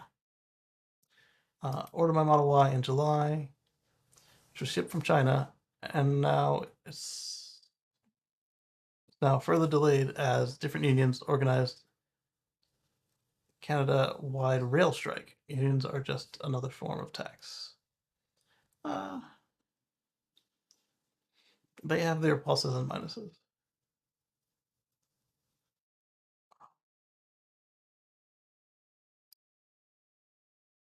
It's like this is going to happen. Yes, that's what I think is going to happen too. Might be a smart move. I'm sure a lot of people would love to see more made in the USA Teslas on the road. They used to do this. Problem is profit margins. Cars made with cheaper labor in China, but sold for the same price as one made in the US, made for greater margins. This is true too. Now I'm sure they'll all be at Fremont and Texas-made vehicles. Yeah, they'll probably just shift it, sell them all inside China, and then just give you guys less of them in Canada because we're gonna use them all here for sure, at least until the tax credit's done. I don't know the true answer. I can speculate. My guess is that China has extra supply produced at a lower cost that can get absorbed by Canada. Yep, I can see that for sure. Now I'm not sure of the transport cost for container code. It's is cheap per ton to send stuff from across the oceans in bulk.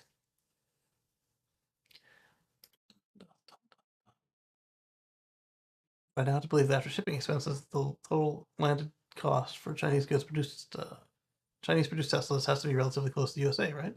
I wouldn't be so sure. The average monthly wage for a factory worker in China is about 1,200 won or yen. No, it's won. Unless they report was mentioned in yen for some reason, or about $120. Do we have a comparison of finished product totals by production location, i.e., production costs in China versus US? I work for a company that imports daily. Then why would you not get the price of the shipping? While product costs are cheaper because of tariffs, import expenses and freight don't don't usually end up as a huge win. Yeah, but they're shipping cars, not breaking out widgets and then selling them.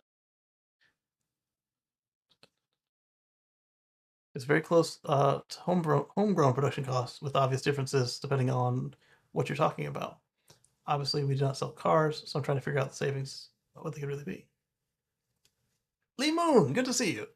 The new Model 3 I just picked up, Fremont build, has amazing build quality. The Model Y I traded in was great too. The 3 has become more premium, and I love it. Yes, that's one thing I think they did with the Highland was they addressed areas where they were having trouble meeting quality expectations. I don't want to say quality standards because even though people were complaining about all the old ones, they were right in line with the German cars as far as paint blemishes, gaps, stuff that failed after you left. It was right in line. Although the squeaky wheel and all, and now we've got social media, so it spreads. But with the Highland, they made improvements in how to assemble it, make it tight, make it sound better, and I think that was a smart move. And Cybertruck's going after that, but again, squeaky wheel, and it's new, so we're not seeing it play out the way we'd expect. But eventually, it'll get there when they start the unboxed version 0.5 next year or the year after. That's going to further the progress to that. And then once they get the fully unboxed, after they get used to putting them together, I think the fully unboxed will make the Highland and the Cybertruck made to spec. It'll make them look like, oh wow, that looks like it was just slapped together by a child instead of this new situation, which is incredible because look at how good they are today. Uh, the ones that were not uh, inspected poorly, I should say. Um, Lee says the Y refresh should be amazing. Follow the 3 trajectory. I think better though, because remember, even now, the Model 3 still is made from a bunch of different pieces rather than mostly being gigacast. It's got a rear gigacast, I think, but it doesn't have a front gigacast like the S, X, and the Y. I guess I should say the non-Fremont Ys, because the Texas Y has a gigacast front, but not the Fremont. They're getting there, and like you said, it's amazing progress. Just to watch this company from when I got my Model S, it was all right, but then when you look at like the new Model S, wow, they've learned a thing or two. That's the kind of progress we want to see. Pretty sure Elon is building a Tesla plant in Mexico, cheap labor, which can now maybe be canned because of tariffs. Um, the Mexico plant makes sense if you can't use the Chinese plant for export. The problem is Elon's candidate has promised to make life difficult for EVs. So if you really and truly believe that he'll win, why would you invest millions in a plant that's gonna have a drag on it? As I keep saying time and again, finish the shell and then you can just move the equipment in a lot easier. But Elon doesn't see it that way. Lisa's very happy to have finally gotten a Tesla. Yes. um, I'm glad you did too. Now, where is the next article? It says, want those jobs in China instead? Always stay on Chinese tariffs, eh?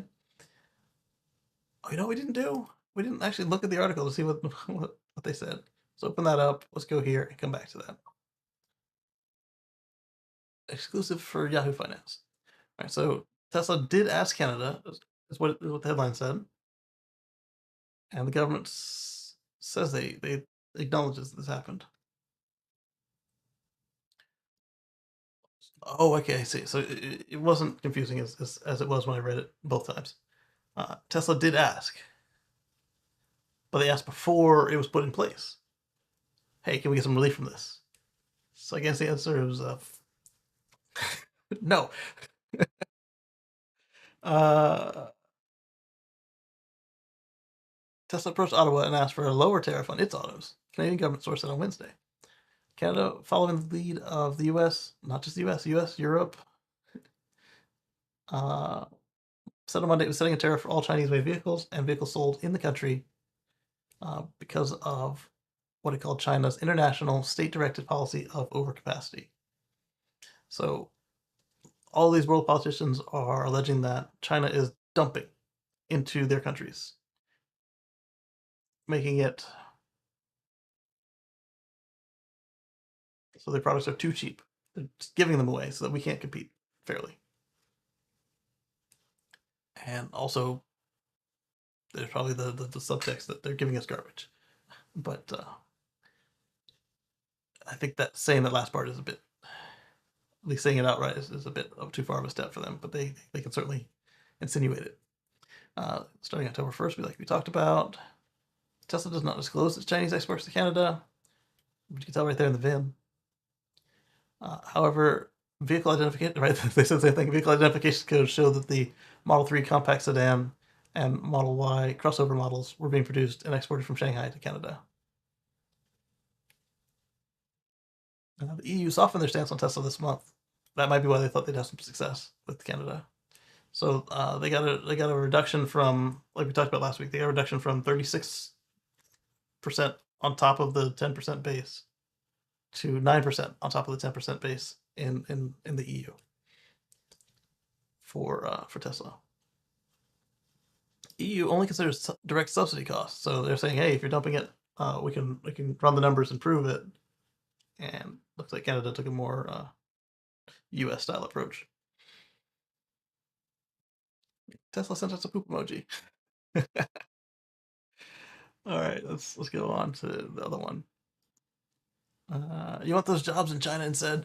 A new ad targeting Michigan and Georgia voters gets tough on partisan EV critics.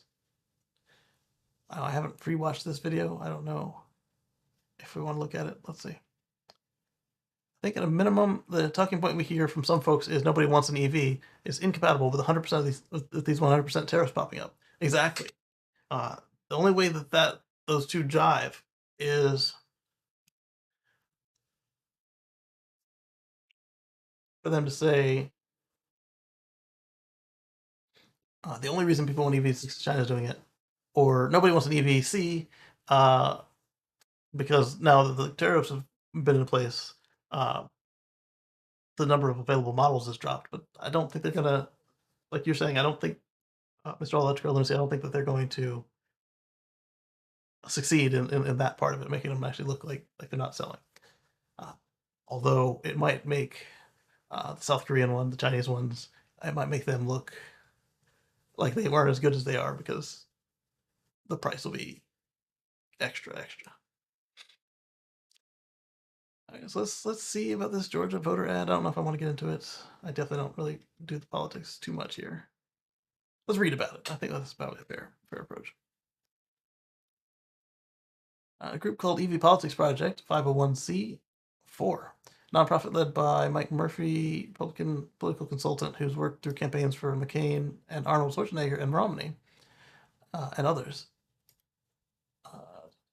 Faculty member of Texas A&M, Joe Sachs, pretty cross-party group. Okay, so this is political, but it's not partisan. Okay, that's good. We can look at it. The new ad embedded above will begin airing in Michigan shortly, and the group hopes to air it in Georgia soon as well. Michigan is an obvious place to start, besides being the home of the U.S. auto industry, as well as numerous new battery plants. I don't know how you're going to sell Michigan on them not being the center of the automotive world.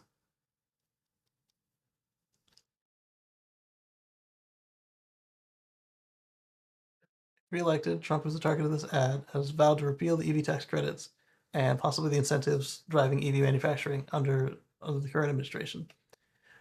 Signature legislative achievement, the Inflation Reduction Act, moreover, His running mate has been targeting one battery plant in Michigan, linking it to fears of China uh, to its continued development. His opponent, the vice president, is widely expected to continue the current strategy of stricter fuel economy and emissions rules driving EV growth, as well as what policies that support their manufacturing and purchases. But her opponent, among them, says that if America slows down on EVs, it will only further cede that technology to China. China's already iron grip on it. Okay. So Michigan has gained over 20,000 electric vehicle-rated jobs. Oh, I see. They're trying to say that you're not losing your job. You're getting more opportunities.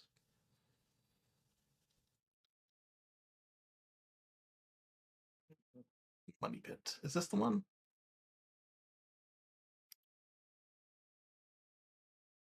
Well, I can't.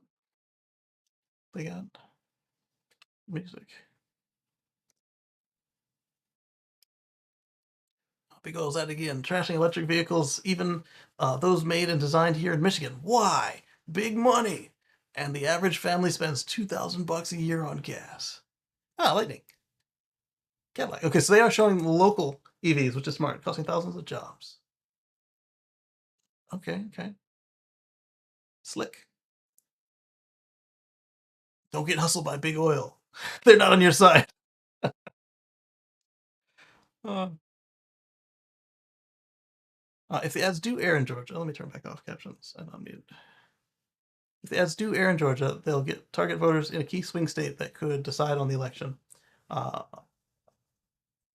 and one that stands to benefit from tens of thousands of new EV-driven jobs. Hyundai Motor Group alone, or from Hyundai Motor Group alone, because they're coming to the states. As Politico recently reported, many of those voters like the jobs, but aren't swayed to vote for policies that support them. Voting in spite of your own interests. That's always an interesting strategy. In the end, it's unlikely that these EV factories or the North American made cars themselves will vanish overnight. Not overnight, but you'll notice pretty darn quick. Uh, Public policy as tax incentives, as the other carrot factors are driving a battery industry that America is decades behind on. Without them, China's EV industry, which has received immense state support, will only continue to accelerate. Whether American voters want that to happen or not will be up to them in November. And Mr. Electric Lunacy says, "Oh, EV Politics Project. It's the group trying to make support bipartisan." Yeah, I mean that's what it should be. This is something we need: EVs and clean tech, and it should have never been partisan. It should have been people versus gas, clean air versus uh, year after year, month after month, record-setting for the last 10, 15 years. Um, but instead, some people found a nice little wedge and try to divide us on it. Michigan already loses jobs to Tennessee, Indiana, and Georgia for gas cars. This is true. Absolutely. Absolutely. All right, so next note is this one. Copy link. Let's bring this closer to here. Paste and go. Tesla invests $18 million to expand the supercharger network in New York. They bought a parking garage, among other things, and they're putting in more superchargers. New York was just terrible for charging as far as on-the-go superchargers. Last time I was through while driving. And through mean like with the destination in the city, not just passing through the state.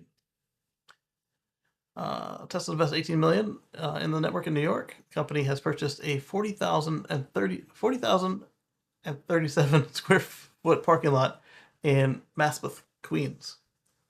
Maspeth? Maspeth? I don't know how to pronounce it correctly. The property located behind 48-25 54th Road, was acquired from Wildflower through Tesla Property Holdings. And the property will likely be converted to a supercharger station as the deal was signed over by Max de Ziegler, director of Tesla's charging business, according to City Records. The Pinnacle Realty's David Junick and DCO Barrio brokered the deal for Wildflower. It closed on August 16th. Wildflower had bought half a city block, including the Maspeth property, as a single tax parcel at 54-20 50th Street for $23.3 billion, million dollars in February of 2020. So they got most of it back right there. And it's not the whole property either. In March, the developer secured $94 million for financing for a planned round industrial site next to the New York Times printing plant in College Point.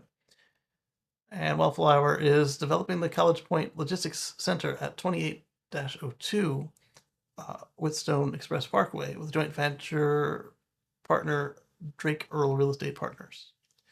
So that's actually really smart. Not only do you get $20 million back of your fee, you've now got a supercharger parking garage. So your customers, whoever the developer renting space out to, now have captive customers for 15 to 45 minutes.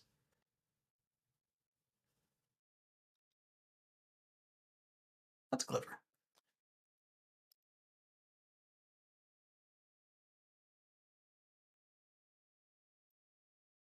Oh boy, more EV politics.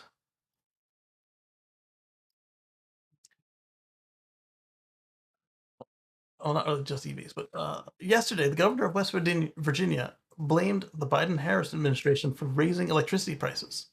The record shows, however, that the state's Public Service Commission, appointed by the governor, had been approving increase after increase. What do those increases share in common? The escalating costs of powering the state almost exclusively with one resource: coal. What makes coal so much more expensive is the availability of cheaper resources, including methane, natural gas, wind, and solar, as we saw with Texas here earlier in the show,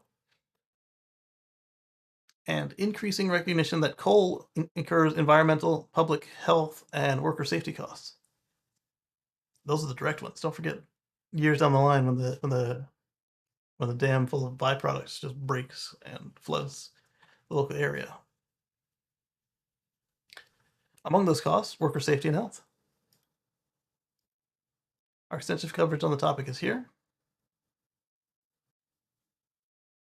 Copy the link for you guys. Paste it in the chat. And meanwhile, here's what's going on with the governor. Sanctions are looming over justice companies in 2 federal courts. They're just on a roll, aren't they? The excuse for raising rates in Virginia, so not West Virginia, but Virginia here. The utility says its low earnings are due to a shrinking customer base, lost revenues due to COVID-19 pandemic, and losses from the state's suspension of late fees, and the Russo-Ukrainian conflict. But Curtis points out, you might find this is interesting. It's the same place. The West Virginia coal situation is affecting regular Virginia as well. Despicable, says the person who posted this about Virginia and the blame. Read that, disgusted. I had it open and then did not actually get to reading it. That was enough right there. People say, oh, well, what about coal? You're going to power your EV with coal.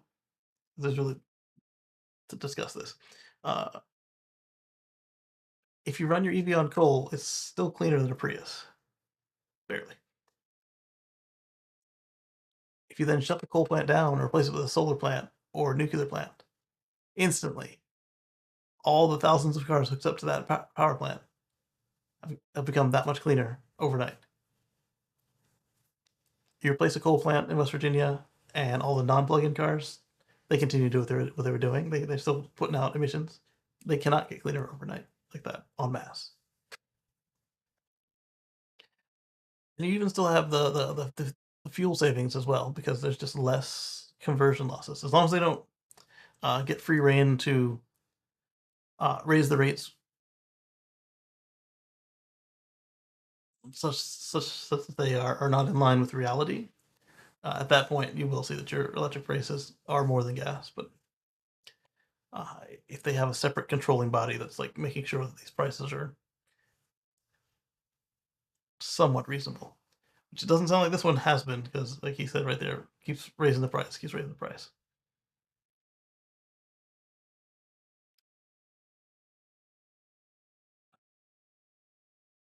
But at the same time, though, high price for coal, let people know how much fossils really cost, and they'll stop having them around real quick. News: electric vehicle sales in China have now overtaken conventional ICE sales. In July, the market's share of EVs in an overall light vehicle sales reached 51.05%, just over the majority. While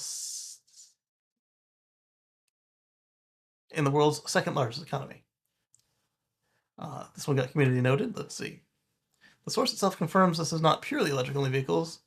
So that was a question I had at the time that was not uh, that clear. I opened it and didn't go read it yet. Uh, so those are actually new energy vehicles. This will be hybrid, fuel cell, plug-in, and EVs. And let's see if it says that on here. It does not say that on there, but that's okay. The note's got it. Um, and then Holmar says, community note might be a little misleading. Only plug-in hybrids are included as NEVs, as they call it in China, not all hybrids. Eh. Did they change it this year? Because last year, regular hybrids counted, and mild hybrids too. They also counted. Mr. All Electric Car Lunacy says that, and that's even taking into account the cost of producing the battery, the carbon cost of producing the battery. Absolutely. And they're trying to get us all stuck on a single supplier for power. They shouted from the gas trucks. That's right. So it's all about greed and money right there. Because if it's not something you can make at home, and they're the only people who supply it, they think they'll make a profit. But what really happens is competitors show up, and if you do it right and do it cheap enough, you can just own the power plant instead. Just like making your own food from scratch. Some people do it sometimes, but not everybody's got the patience to do it all the time. It's a little different with solar. Once you set it up, it's done. But not everybody's going to take enough of their load out with solar that you won't be able to still make a profit. And there's days that are cloudy. There's rainy. There's disaster days. There's already laws in place to stop a lot of people, unless they pull the plug, from generating enough of their electricity that the electric company is not concerned. And then you've got the vast majority of new housing sold here is in an HOA or uh, in a multifamily dwelling. So those people also won't be covering 100% of their electricity because they just don't have the real estate to pull it off. HOAs don't generally appreciate ground mount solar, and if you're in a multifamily dwelling, your roof might not be like if it's a townhouse, your roof might not be enough to power what you need. And if it's 3D, like condos and apartments, you might not have a roof to put it on. So, or if you do, your portion of the roof will definitely not be big enough.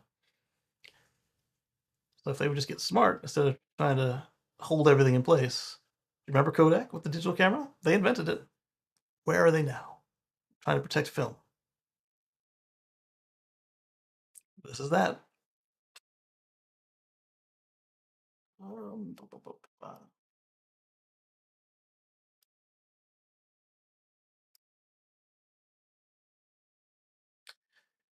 Dun, dun, dun. Whoa, where am I typing?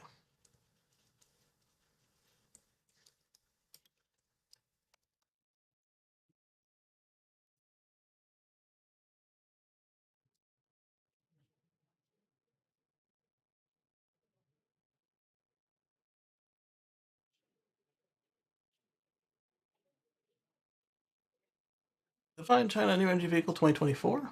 In China, the term new energy vehicle is used to designate automobiles that are fully or predominantly powered by electric energy, which includes plug in hybrid vehicles, battery electric vehicles, and plug in hybrid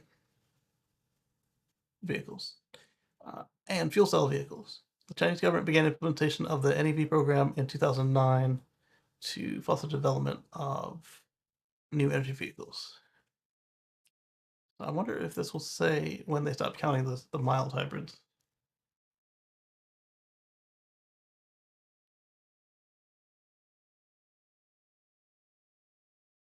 So I'll let Carl Lucy says,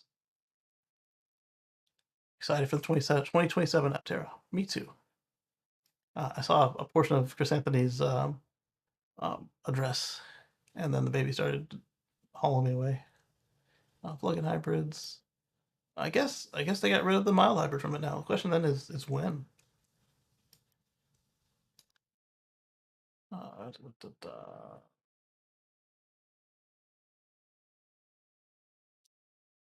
China NEV mild hybrid.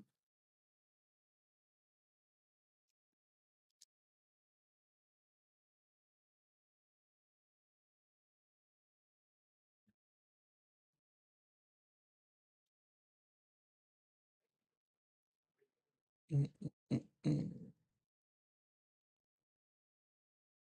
Looks like it's been a little while at least.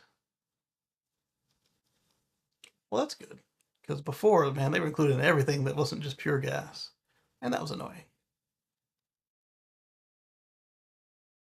Okay.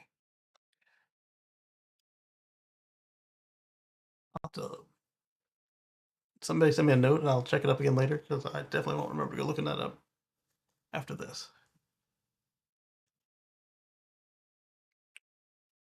We're on recall time. Audi initiates a recall for the e-tron Quattro over brake failures. If a complete separation would occur, vehicle braking would only be possible using the emergency brake function, increasing the risk of a crash. So, Volkswagen Group of America has initiated a recall for all the 2019 Audi e-tron Quattro in the U.S. and Canada over a fault of the brakes. The issue is believed to affect 206 vehicles in the US and 12 in Canada. And HTSA's safety recall report noted that in affected Audi e-tron Quattro models, the bolt connection in the front input rod and the brake pedal to the actuator rod on the brake booster may not have been performed according to specifications. That will cause failure to stop. This was due to a deviation in the screw driving station at one of Audi's suppliers. The report noted that the screw in the affected vehicles may completely loosen, effectively separating the pedal from the booster. So you're going like this and it's not doing anything. Pedal going to the floor. If this were to happen, the affected units would not be able to use their brakes. If a complete separation would occur, the vehicle braking would only be possible using the emergency brake function, which thankfully is still a requirement. And that's why we have them there. So if your service brakes go, you've still got a electric or cable brake.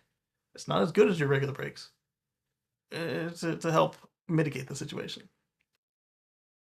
Lee Moon is also keeping an eye on the Aptera. Good to hear. And would really like to drive the Aptera sooner, but trying to manage my expectations. Yeah, if they came out now, I would probably drive it for for you guys to see. I do the video, but if it was just me, then I would probably also want to wait, just because it could be a little while longer before I'm ready to make that purchase, or before they're ready to call me in line, because I did want the all-wheel drive. Although I did get in line for the foundation, not foundation, but the all black one. at the front of the line. Da, da. The Audi Product Safety Committee was initially informed about the issue February 2024. It's now August. Do I have to start getting on them again about doing timely recalls? Because so far this year, before this, we've had we discovered the problem in March, and we had to fix out by the end of April. It's been great this year. What's going on now? Or maybe it's because there's only so many of them, they had to figure out who was affected. Anyway, the committee was informed about the issue in February when 3 complaints were received about unusual brake noises and brake pedal reset. A detailed analysis into the issue was conducted from February to August, which include so the whole time they were looking into it, I guess, which included collecting parts in the field. Following its analysis, Audi Product Safety Committee initiated a recall for the potentially affected vehicles. But what I don't see in here is anywhere between February and August, they put up a bulletin or notice. They went from February to August before the recall. But at least they weren't just letting it sit and hoping that it would go away. Owners should be expected to be informed that their vehicles are part of the recall, and this is going to obviously be a bring it into the dealer recall, a bring it in recall, because this won't be an OTA software update recall. That would be magical. No, that would actually literally be magical. It'd be a magical snap your fingers recall. Paste and go. Yeah, I want to leave the site. They had a little dialogue box saying, "Do you want to leave?" Yeah, I said leave. Tesla's launched a replacement program for some of the defective NEMA 1450 adapters, and I need to look into this as well. Let's go to Drive Tesla Canada, and if you have the detachable 1450 cable for your, or pigtail for your universal mobile connector or your mobile charger, they have a website that you can go to, and then you can type in the numbers from your plug, and then Tesla will email you back whether you're affected or not. Darren, who did this example, his was not affected.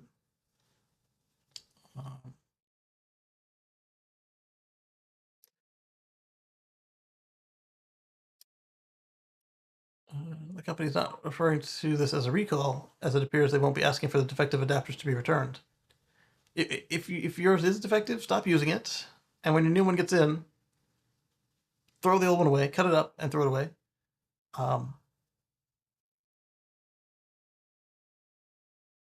Fire risk. Anytime you're messing with electricity and defects. The replacement program was announced by Tesla through an email sent out to owners on Wednesday. You know what? I haven't been in my email good all week. Maybe I got the email, but I'm gonna copy his link and put it in the chat. The email states a manufacturing issue was identified with a limited number of third-party supplied adapters. Tesla does not explain what the issue is with this batch of adapters, only saying that the issue affects their performance. If you receive the email, it does not necessarily mean that your adapter is defective. Tesla is asking customers to check the serial number on the adapter and complete an online form.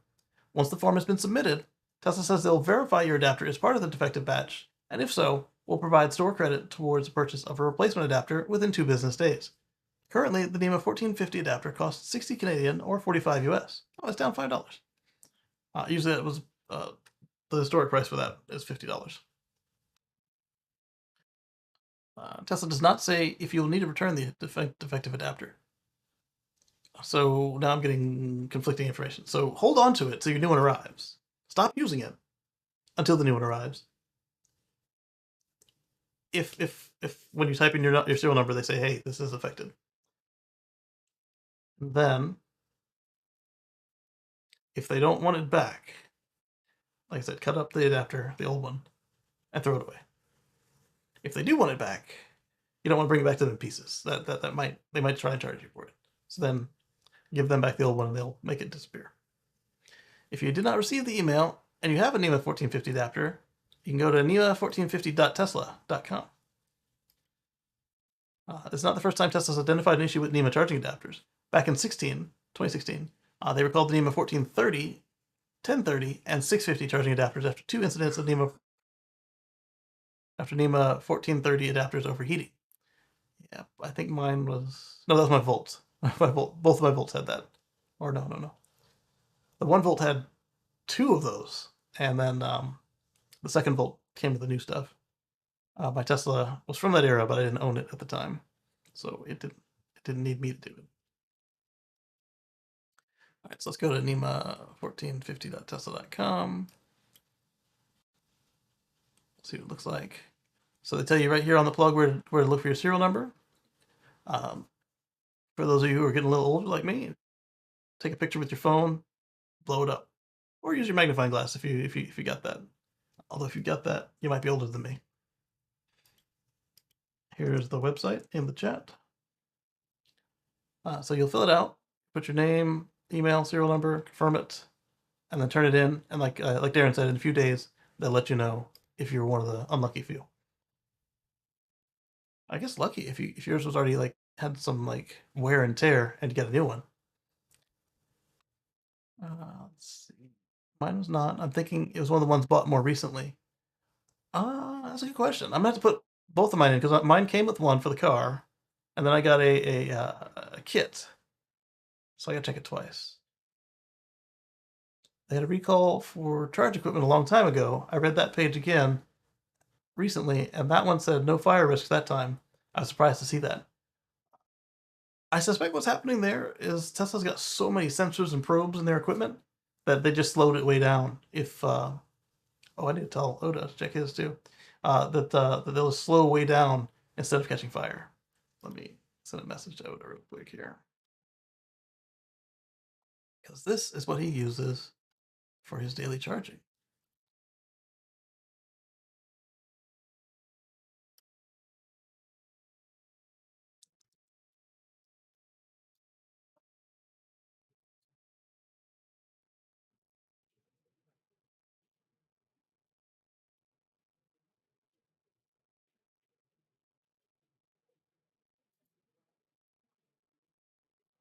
Um, uh, now back to you guys. Where'd I put you? There. Sorry about that. But at least if I forget to check my own, I wouldn't have that on my conscience if something happened to his. Uh, take over recall charge equipment. Yeah, we talked about that there just now. And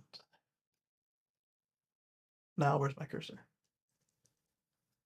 I need to find a way to make the cursor just bigger or something. More contrasty. I guess it doesn't get any more contrast than white on black, but um,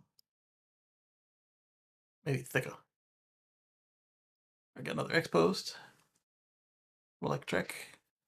China says that the Sani electric excavator arrives in the West. So last week we had the dump truck.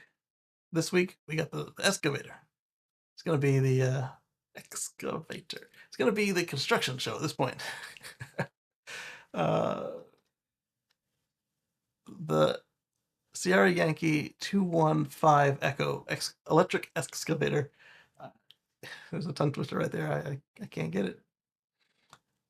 Is the brand's first medium-sized electric excavator marketed outside of China. The company chose the Netherlands, known for its pioneering attitudes when it comes to electric equipment, for the first stop on their European tour. All right, let's get some numbers on this thing. It weighs 511,500 pounds and features a maximum digging height of 9.6 meters and a maximum digging depth of 6.25 meters, while more than big enough, in other words, to move mountains of earth in quiet, vibration-free serenity. It's available in 600 millimeter, 700 millimeter, 800 millimeter, and 900 millimeter tracks, while promising significant cost savings, safety, performance that's even better than comparably sized diesels. Lee Moon says submitted the serial number for my 1450. We'll see what comes back. Perhaps mention this on the next TTLs. Yes. Let me tweet this.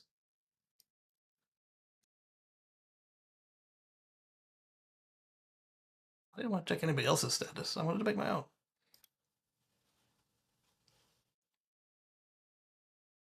Post. Check your adapters.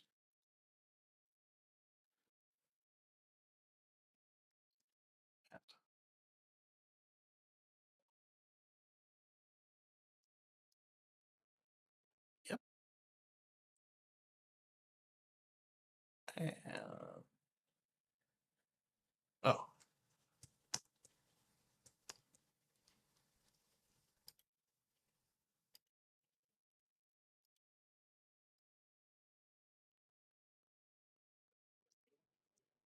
there we go.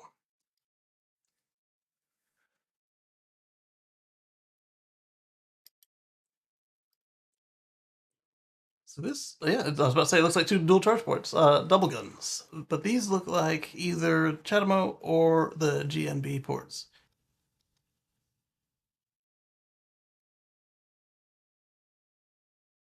They could be, there would be no reason to do this though. They could be dual MCSs, but that makes absolutely no sense. Because the MCS is, uh, well, one, either square or a triangle, and two, the MCS 3 triangle is good for 3 megawatts, so you shouldn't need two ports. The 422 kilowatt hour battery is good for more than 7 hours of continuous operations, while the high power dual gun fast charge system, similar to an early Silverado patent, helps achieve a full charge in just 70 minutes. But if it's a 7 hour, well, I guess you'd run it overnight or something. You might need it ready before overnight. So 70 minutes would be, shift change and a lunch break or something. Those claims from Sandy work out to something like a 350 kilowatt charging speed by the author's math, but someone smarter than me will have to confirm that.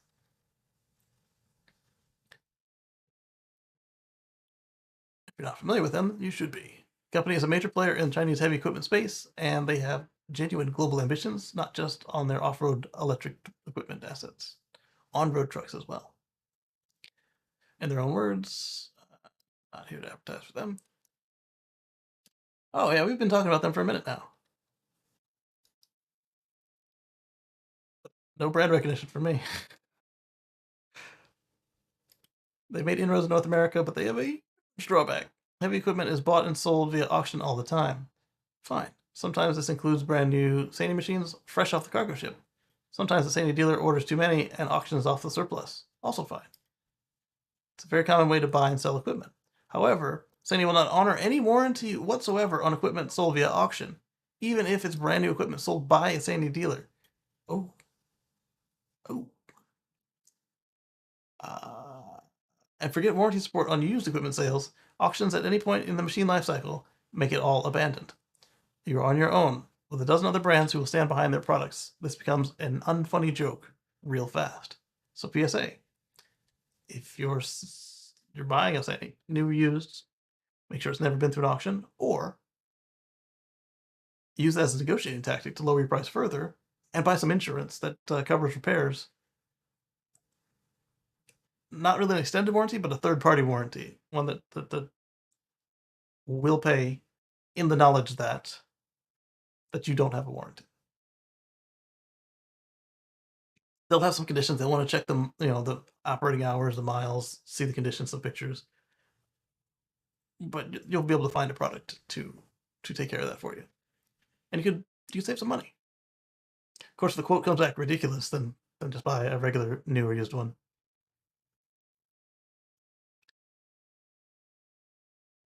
This one, I'm not sure how I feel about it. It's a good idea. ChargePoint has implemented AI to monitor their charging issues and improve uptime for EV owners.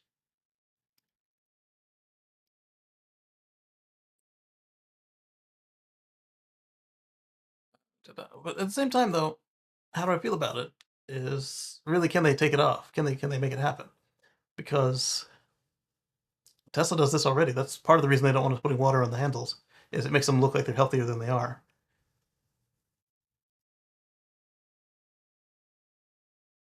So good on you for copying a good idea. Hopefully you've done it well.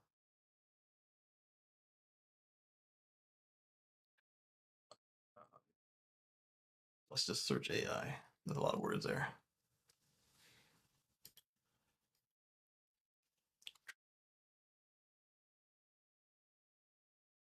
As we pointed out several times, remaining. They said today, ChargePoint announced it's turning to AI to bolster dependency in its charging network by identifying issues more quickly. They announced plans to implement new AI-powered driver support tool to rapidly accelerate the diagnosis and repair of charging stations in the field. ChargePoint says utilizing AI to identify physical charger issues that can help improve uptime and thus deliver better charging network reliability, something that drivers have been bleeding for years. All right, so it sounds like this is going to be less automated and more like, hey, you had a charging problem. What's going on? Point your phone at the pins, please. Oh, those are bent. We'll get somebody right out. Versus the Tesla style, hey, port 7 has got this much heating up when it's in use. Versus all the others, might be time to come swap out the handle. Hopefully they do both. It seems that ChargePoint wanted to say something about AI to increase the stock price. It's the same as .com in the 90s and blockchain in the 2010s. It should not require AI to figure out what is the issue. Create some health checks and run some error codes.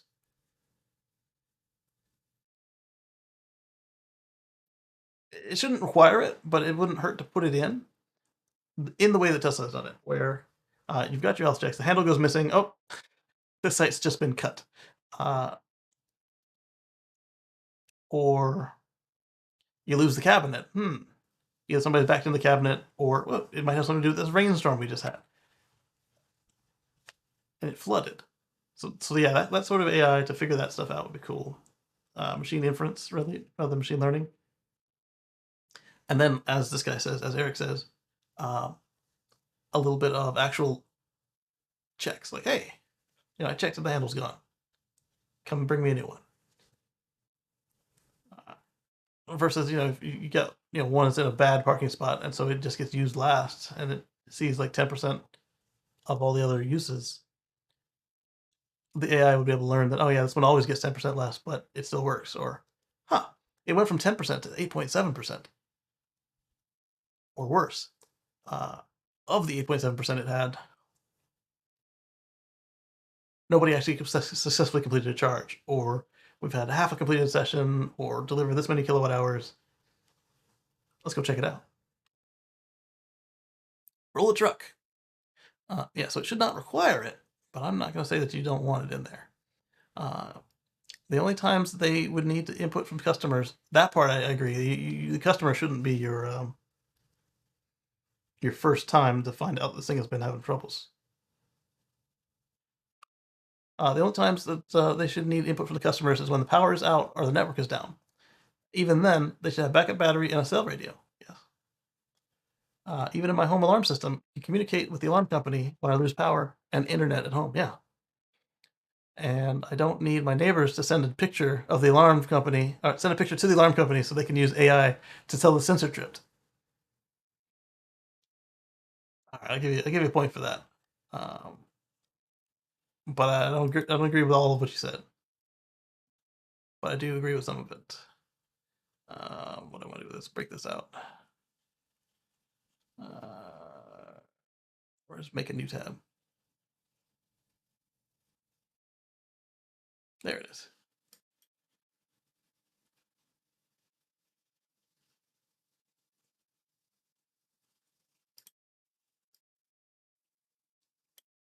All right, so log in. Unlock the password tool. Yep, them. All right, recorded the update. Close that. Bring back my notes. We've got a stack of very related messages coming up here. So let's go back to the Chinese one. Paste and go. This is RJ Scaringe, CEO of Rivian. Excited to launch our new referral program, Rivian. Introducing a new Rivian Rewards.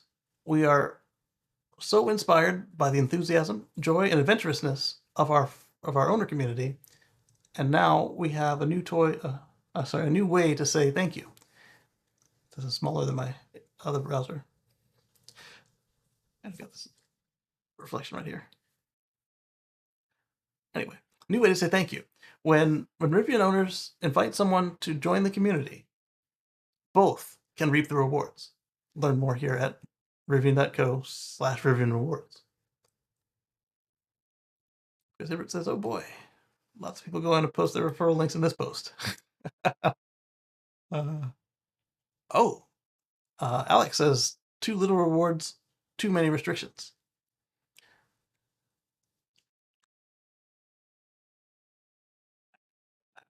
Alec is very opinionated, but I'd say, he's fair. So I haven't read the restrictions. Similar to the Tesla, that you've got like a cap, but it's not like the Tesla where they just cut you off. They will let you get a free car with your points. Of course, I think at that point you've sold them 400 cars, something to that effect. But they'll give you a free car. Green Texas says we're excited too. Will you use my referral code, RJ? Jerry says, oh, sorry, Jack says, Zach says, that's awesome. Can I get credit for all the selling I've done? No, you can't. That's not how it works. New promotion. All right, so there's that. So you know what the next couple links are going to be about. Let's copy link. And then I do have the terms. I didn't read them, but I do have the terms here. So we'll look at them next. And what was that at the bottom? Oh, the Robotaxi. So the Robotaxi event has a venue now. It's going to be at Warner Brothers Studio in Los Angeles in 1 month and 9 days.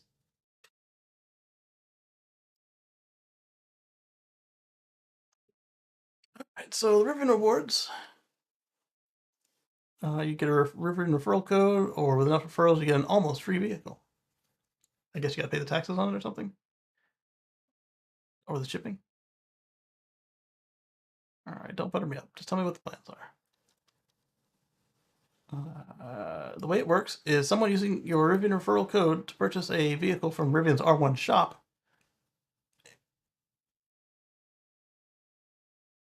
for delivery, that owner will receive first choice of 750 points that can be redeemed in the gear shop or R1 shop. 1 point equals $1.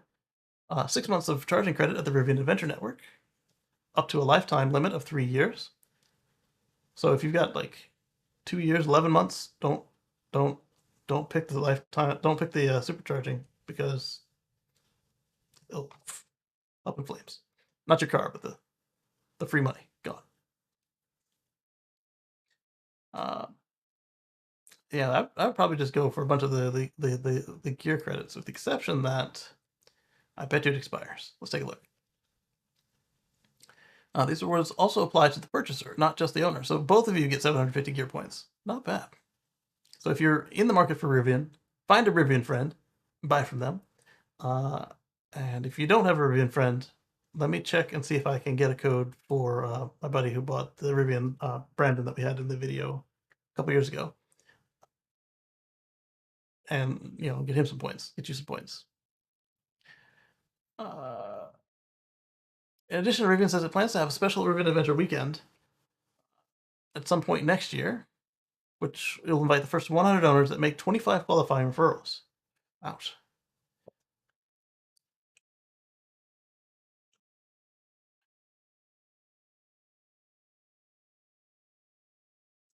$25 is a sales quota for a real salesperson. Not over a year, but in a month, depending on what you sell. If you sell commodity cars like Honda, Toyota, Chevrolet, 25 cars is a regular sales quota. Wow. And some people will do it like how Andy had his billboard where he was on his Model 3 glass, and his update where he's on his Model 3 glass. And then they changed the rules because they didn't like how many referrals he got.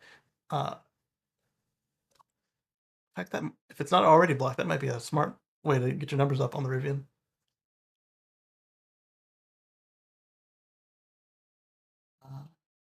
Thanks for the heads up on this. Absolutely. And let's see. Extensive gear shop. Yeah, they got a decent amount of stuff you can get. Where's my Rivian mug? I got a Rivian, some Rivian swag for going to the event. But perhaps more interestingly than that, the points can also be used on the R1 shop, which can be used for purchasing vehicles or just a coupon on your vehicle, depending on how many you got.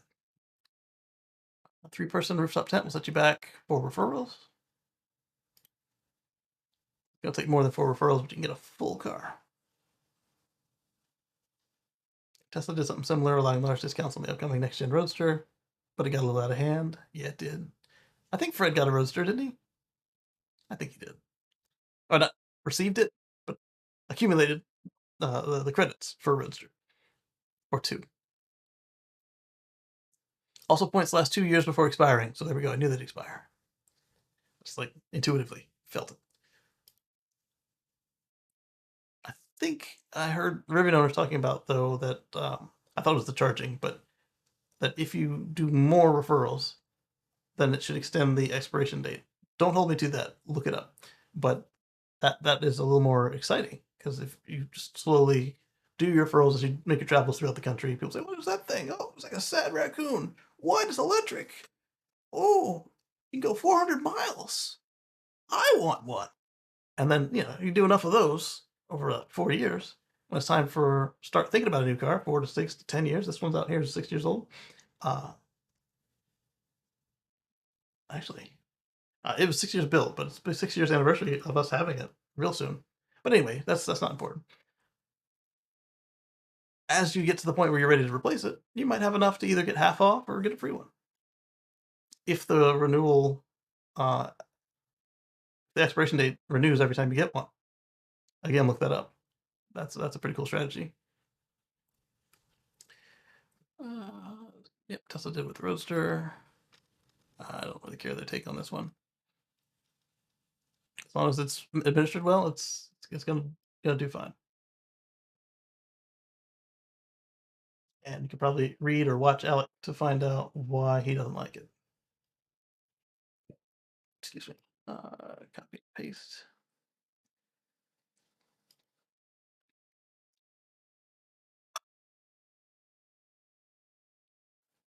Chris says, here are the terms of the Rivian referral program. Look what happens when you get 25 Rivian referrals. This is pretty slick. All right, so 18,750 point reward. So that's 25 cars. May be eligible to attend a Rivian hosted weekend experience within the United States. This experience includes domestic economy class airfare. Oh, they pay for your plane. Accommodations and meals, 3 per day. So you get a little per diem, that's nice. All of which will be arranged through Rivian or its vendors for the Rivian experience. Eligibility is limited to the first 100 referrers who have earned. Okay, so the first 100 people to hit 25 cars go in the pool. Or it's 100 people, period. But if you're 101, sorry. The Rivian experience is non-transferable and cannot be exchanged for cash or any alternatives. Referrers will be notified of their eligibility and provided at least 90 days notice for the proposed date and location of the Rivian experience. If a referrer is unable to attend, the Rivian experience will be forfeited and cannot be exchanged for cash or substituted for any other reward unless otherwise communicated in writing by Rivian. So, I mean, I imagine, say it's a hike through the Georgia mountains and you are unable to hike because of a physical ailment. I don't think that RJ is going to say, no, too bad. It's tossed. But they're just saying, don't expect it. But I'm sure if something came up and it's reasonable and they agree, it allows them to go both ways. One, to say no, no, no, no. And also for them to say, yeah, it would suck to have to go on this hike when you can't even handle the terrain.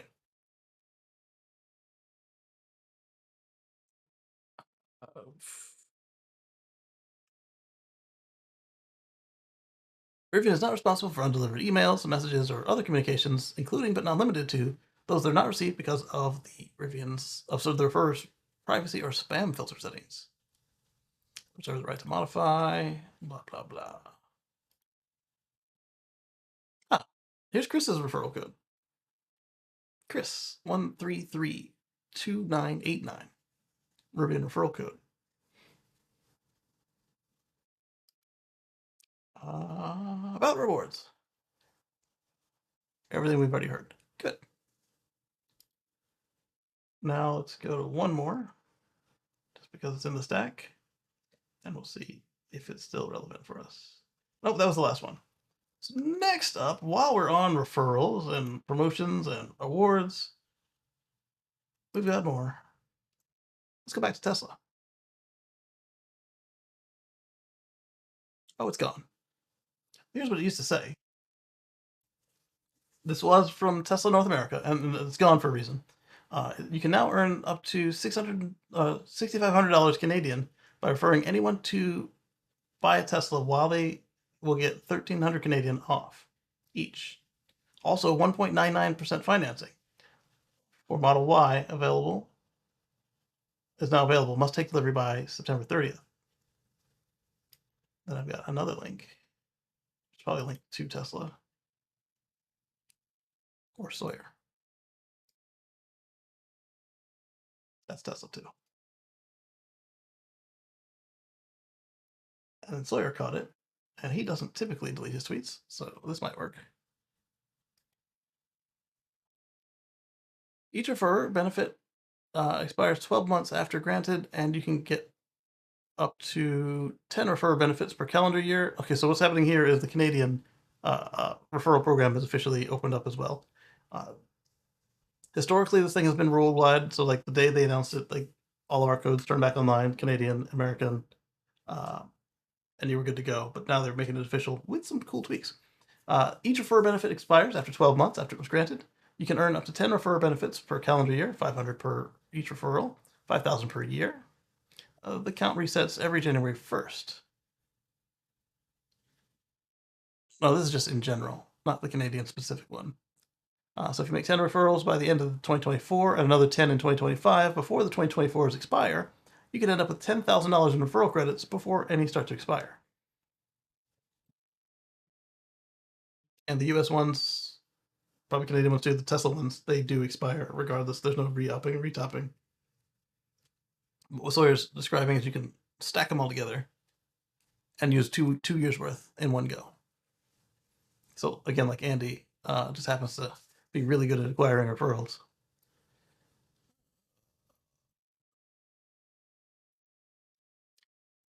Tesla now allows you to put those referral rewards, aka cash, towards a Tesla. $10,000 is about 20% off a new Model Y. Overall, I think this is the most generous referral reward program Tesla ever has. No, but of the just level and fair ones that they've had, not that the other ones, didn't have a fairness component to it, but like it was a bit of a scramble. Like some of the past ones were special, like the Roadster ones, for instance, or the Powerwall. There's another one. Those were more than this, but this one I think is more upfront and easy than all those other ones.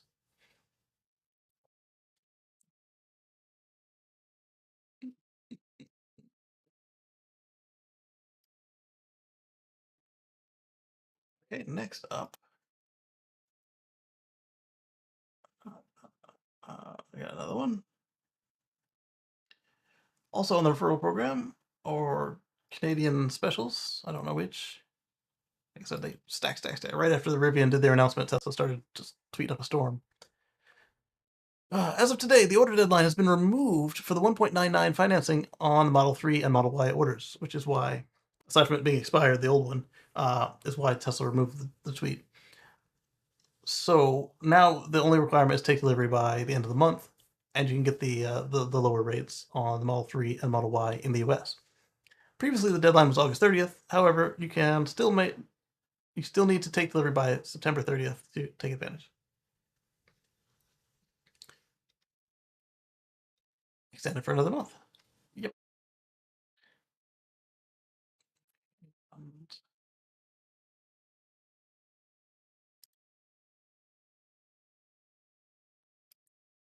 More Tesla specials. I'm just like bam, bam, bam, bam. All right, so some more changes to the financing rates for new Model 3s in the US. There is a 72-month term is now 2.99%, up from 1.99. The 1.99 rate is now only available for 36 to 60 months loans. The 84-month term is now 3.99%, and a non-promotional rate for the Model 3 in the US is now 5.59. So if you don't qualify for the promotions, 5.59. That's not bad, actually. It's 36 to 72 months, down from 5.99 before. While 84 months is now 6.64%. I mean, that is high from when I was selling cars, but it's not ridiculous high. Like if you don't qualify for any promotions and you don't want to use your own bank. I need to see why this chair is creaking and popping. It might need oil already. Lube. Chen Su Bian is always on these posts with his referral code. They could have at least waited till midnight to make the change. All right, so now we're done with Tesla and Rivian referrals and sales programs. Now, get some bad news coming from General Motors.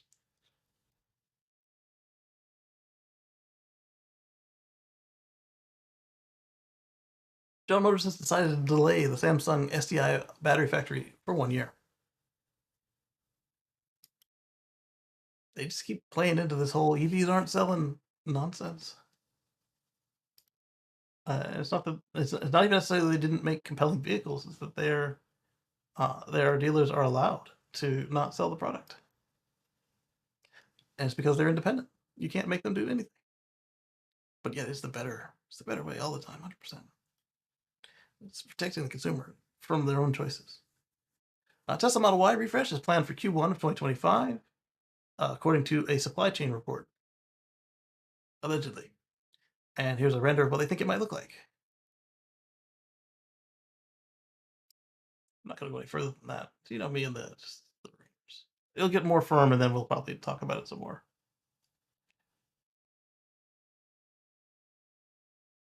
I can't even just highlight the link because then when if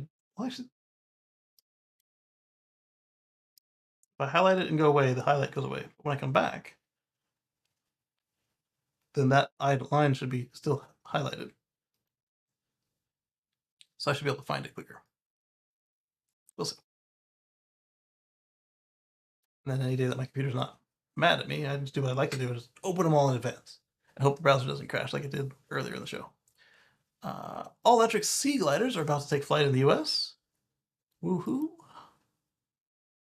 This is a different one than the ones we talked about a couple years ago. So let's take a look. That or it's an updated version of the same ones, because the area looks the same. Let's see. Regent received U.S. Coast Guard approval to begin testing their all-electric sea glider. The sea glider combines the speed of an aircraft with the convenience of a boat for faster, more affordable travel. Testing will begin later this year, and planned flights begin in 2025. So this is different than what we talked about in the past. With backing from Shark Tank's Mark Cuban, Lockheed Martin, and several other companies, several airline companies, Regent wants to make coastal travel between cities easier and more affordable. Just like back in the day, except without all that fumes and oil. The team consists of MIT-trained ex-Boeing engineers. They said engineers, though, not managers. Billy Thalamier, and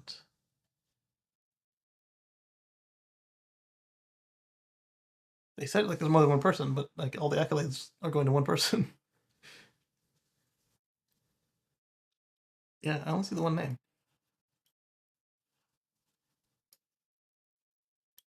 Anyway, in the vehicle Sea Glider, a new category of vehicle that uses hydrofoils and a distributed propulsion system. So it's got hydrofoils. I wonder if it's got a little bit of ground effect too. That would be cool. So it's not an airplane.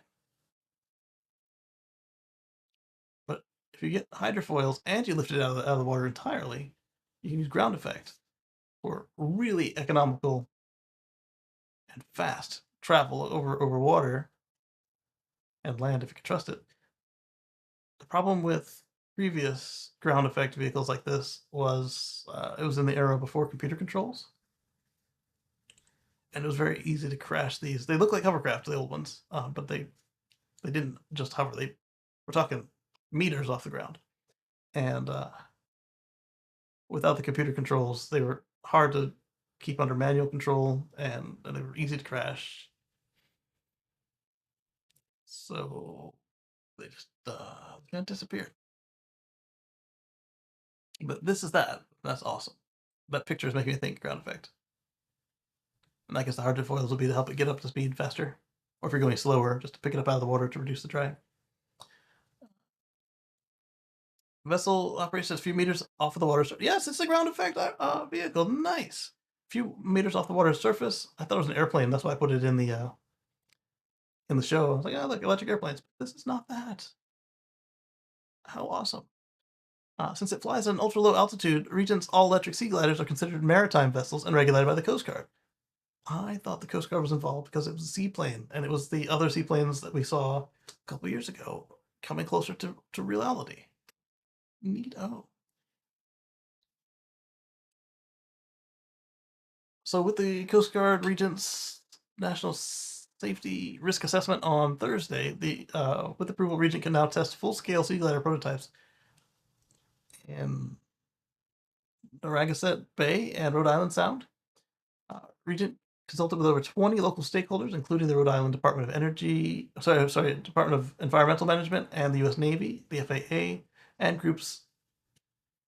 environmental groups, and sailing organizations, and more to relieve concerns. I would say allay their concerns, alleviate their concerns. The 1/4 scale sea glider taking off from them. They'll test their all-electric sea gliders in the U.S., and safety assessment will include third-party risk analysis and a review of environmental concerns and potential economic impacts. This is freaking smart and clever. Kudos. Because you get massive fuel savings over a boat and over an airplane, and it's less stress and noise. And I'm assuming they have the computer controls, otherwise, why try again? So, awesome. With the next gen battery tech, they said they could upgrade its electric sea gliders with over 400 nautical mile range by mid-decade. They could be able to do better than that. That's probably some linear thinking, but we're not talking linear here. We're talking still on S curve with batteries. They're just not as fast as the rest of the stuff that plugs into a battery at their rate of improvement. They have secured 600 orders from worth over $9 billion from leading airline and ferry operators. Well, this will be so much smoother than a regular ferry because it's not in the water. And even when it is in the water, it's on hydrofoils. So that alone, you talk about a nice little bump in stability. And then when it takes out of the water altogether, then you're not being affected by the waves and motion. Nice.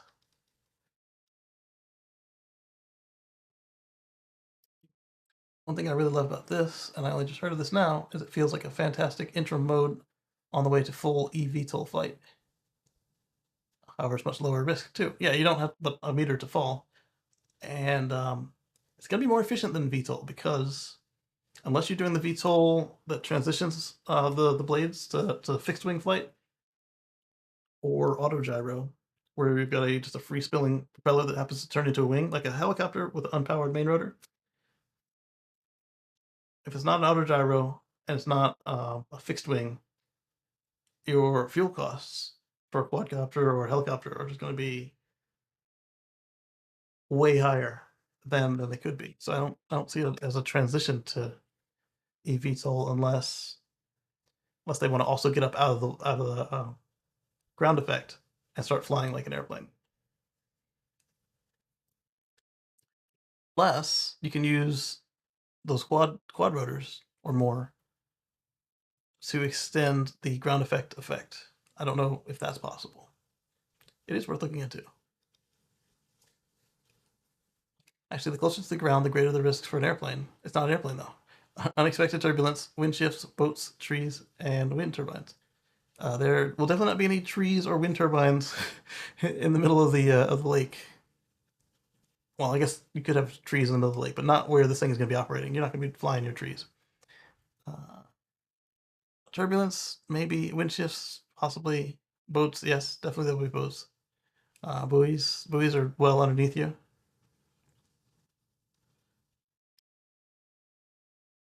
Yes, except this plane is also a boat, so touching the water is sort of what it's built for.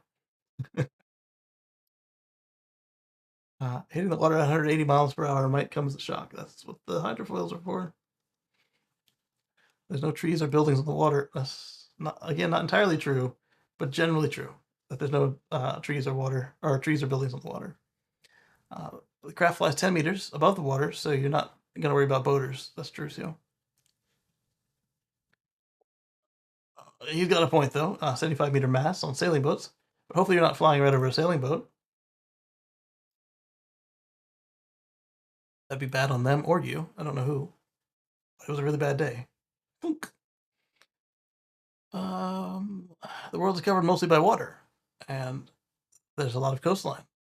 You're right. There's a huge opportunity with this. There aren't a ton of places important to remember. There are a lot of islands. Yeah, Scandinavia, Southeast Asia, Hawaii, like Philippines, everything over there. Southeast Asia is Philippines too. Yeah. Southern Florida. There's plenty of use for this. I said Puget Sound, so I guess Alaska too. Yeah. Deep use for this.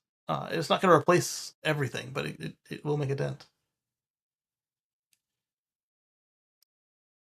I'm glad these people are excited about it too. I think the description that it uses hydrofoils is incorrect. From the pictures, it looks like an aircraft designed to fly close to the water surface and take advantage of ground effect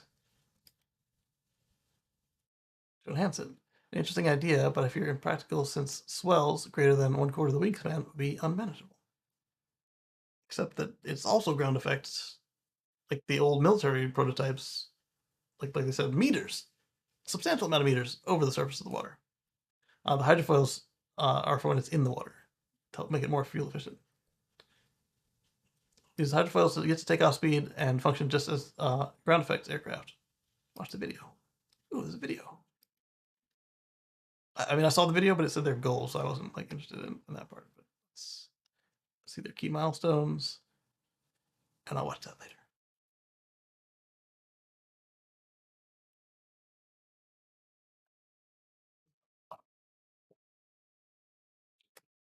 The highlighting trick worked. All right, so we were speaking earlier about how China met their goals and how the U.S. is on track for this year's goal. Now, let's talk about what the federal government just did. The U.S. government has opened up more federal lands for solar, up to 31 million acres.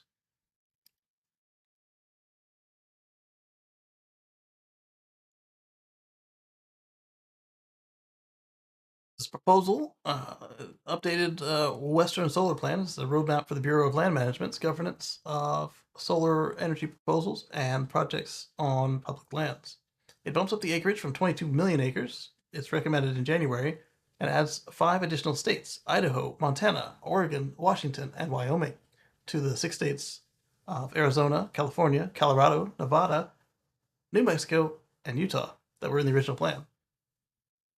This will make the public lands available for potential solar development, putting solar farms closer to the transmission lines on a previously disturbed lands to avoid on previously disturbed lands, which avoids protected lands. which is cool. Sensitive cultural resources and important wildlife habitats are also avoided with this. The announcement is part of the Investing in America program by the current administration, which the White House says is working to accelerate ahead of the November election. Yeah, it's a lot harder to cancel stuff once it's already out there. Not impossible, but harder. The Investment in America is the Investing in America agenda is a government initiative focused on boosting the U.S. economy by investing in infrastructure, clean energy, and job creation. New Deal, folks. It worked before. We can do it again. Ooh, how long ago has it been the New Deal? Long time. BLM surpassed its goal of permitting more than 25 gigawatts of clean energy on public lands earlier in 2024. It's permitted 29 gigawatts. That's not a bad.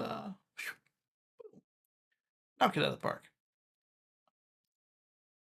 Enough to power 12 million homes, and the administration set the goal to achieve 100% clean energy on the U.S. grid by 2035. So, before China, by 5 years.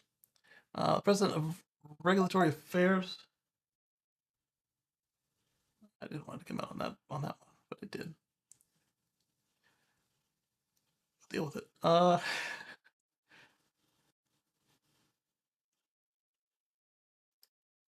While we're still reviewing the details, we're pleased to see that the BLM has listened to so much of the solar industry's feedback and added 11 million acres to its proposal.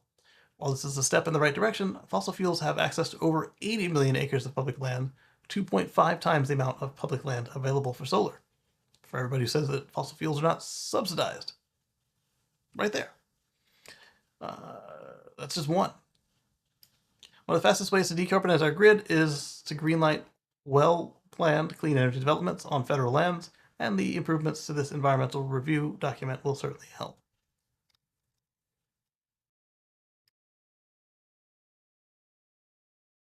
And then we saw some oddness with the Cybertruck. Notice I don't really do any of the spy shots of the Cybertruck getting on regular trucks. But these Cybertrucks are loading into covered vans, which is atypical because these aren't like enclosed transports. These are just regular vans. See, if by Ryder, there's regular semi trucks. They got the ramps that you use to put them on the train, and they load them in the back of this truck. Well, these trucks, I should say. Maybe these are dry cathode builds for internal use, possibly. But this type of trailer is not typical to move automobiles in, at least in the States. Imagine having to get into the trucks to back them out with the tight fit, unless actual Smart Summon is an internal build. I think you NASCAR out of the window. That's probably it. There is a little bit of room to open the door, but not a lot. The Cybertruck is a really wide vehicle, but the semi-trailer will use the whole maximum width. Weird intermodal containers would make more sense for international shipping. I can't see why they would use trucks. It was weird. That's why I wanted to share it. Anybody seen this before? Like moving cars from a factory in this type of trailer? It's not common.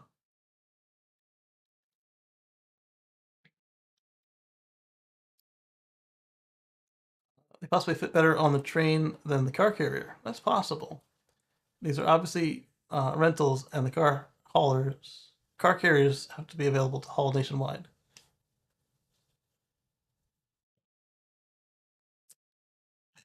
There is a point there, though. This trailer should hold what, 2, maybe 3 trucks?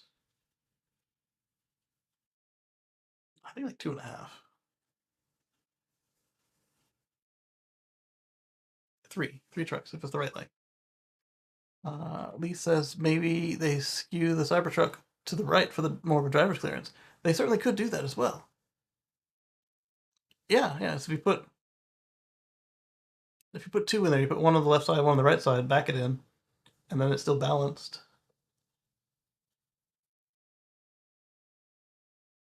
These could be for the test drives as well. Still really weird to do the test drives this way too, because then you would just do one on a single car. But they do make covered car carriers. There's got to be a reason why they're not using car carriers for these. It's weird. Not from a factory. Our boss also used to ship his Corvette back and forth in a semi van. Oh wow, that's cool. Yeah, this is interesting. Like the only other time you see them in a normal van like this, other than the one offs like your old boss, is like if it's a race trailer where it's got like the lift and then like the upper levels of storage and parts and tools, and then the lower levels where the car goes, or vice versa if it's NASCAR because they're short enough. How do they get it out? Same way they got it in. More importantly, how the hell do you get out of the Cybertrucks once you're in there? You got to be skinny, skinny and able to climb well. Um, Probably for shipping to some lord is my guess. Uh, if so, I don't think Tesla's doing it actively. That would have been somebody who ordered like 20 of them and said, "Here, I've got the trucks. Load them up." All right, continuing on. That was fun. Let's go to this stat from Colorado. Spotted Model says, "Look at this stat from our governor." Uh, Jared says, "Yes, we do. Almost a quarter of new cars sold in our state are now electric, for cleaner air and quieter neighborhoods." And he's replying to Elon, saying Colorado has the best EV incentives in the country.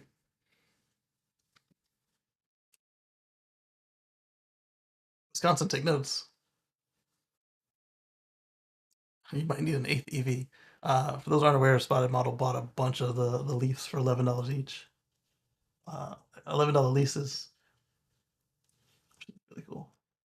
So let's go to Chevy in a good way. So you guys might remember my enthusiasm for BrightDrop and then their inability to get out of their own way with it.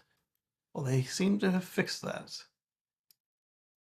So now you can get the what used to be called the Zevo 400 and Zevo 600 from BrightDrop. You can get them from Chevrolet with the bow tie in the front, and you can get them from your local Chevy dealer, assuming that they are certified to sell electric. You got the step van, you've got massive cargo, you've got the 200-ish kilowatt hour battery. You can get options on it. The one I saw was like $59,000 on the sticker, so not unreasonable for what you're getting.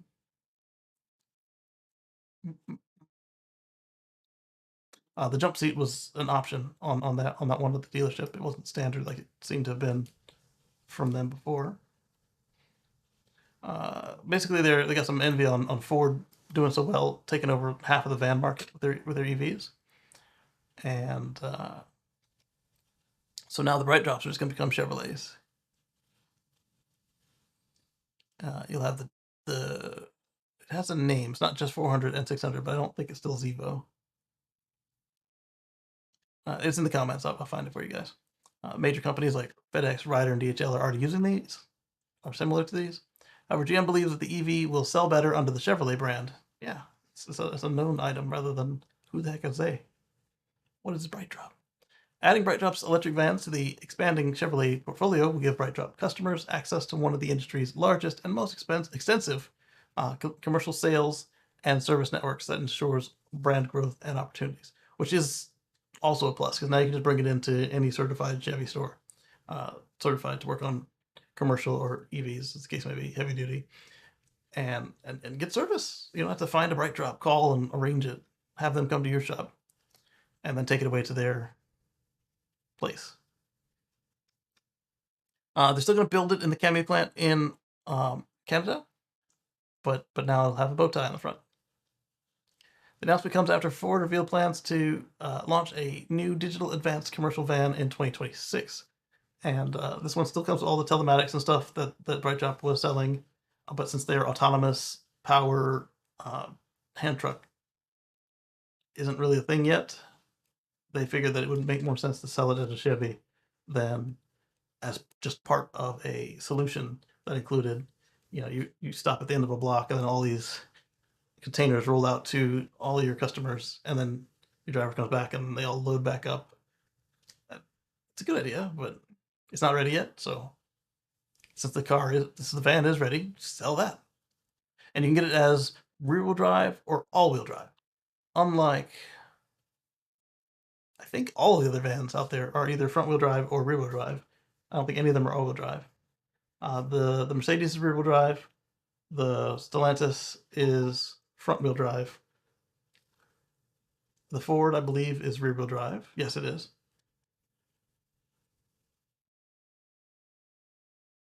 I'm missing one. Either way, let's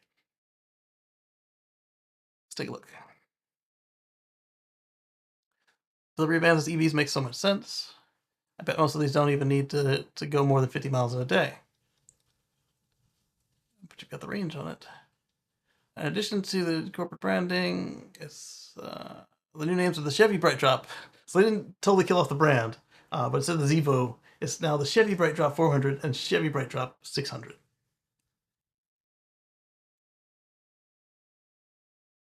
Rivian van, Amazon.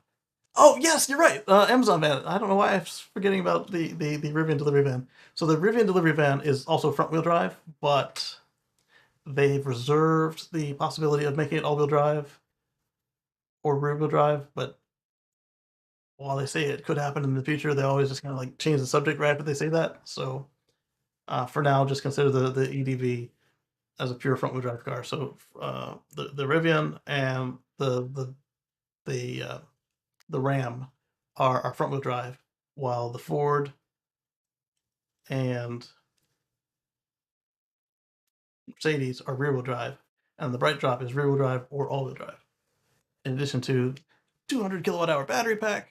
So you can the demo they used was they loaded it all the way up and they went from DC to New York on one charge.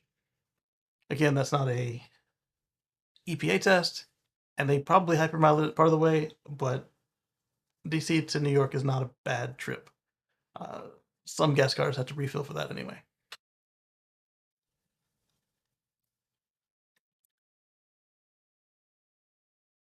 Throw in the 219 kilowatt hour battery and develop a wild RV with range. Add solar to the roof for added power. Yeah, I like that. Except I need more chairs. But that's not a bad price. And it's a decent sized vehicle too, but I need more chairs. I guess what I could do if I was in the market for something like that is get somebody to put in like a wheelchair shop, get them to put in a self-contained certified chair. That would take care of it. DOT approved, all that. Chevy makes a lot more sense than Bright Drop, whatever that was supposed to mean. It symbolizes reliability, quality, durability, and built like a rock. Chevy.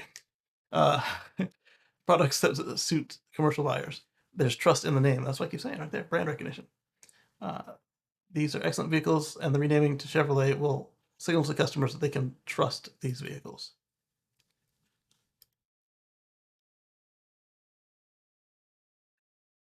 All right. So this one, my note is that Nikola Tesla was onto something.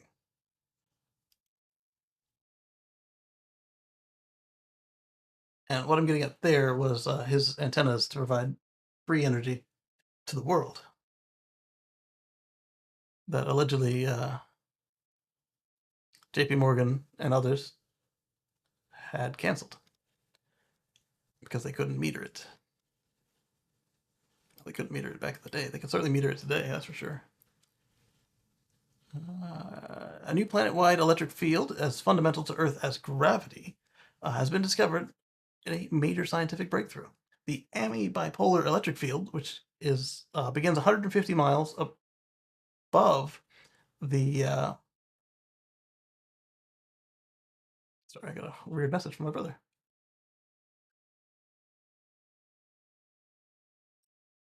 Can't answer. I'm on the phone.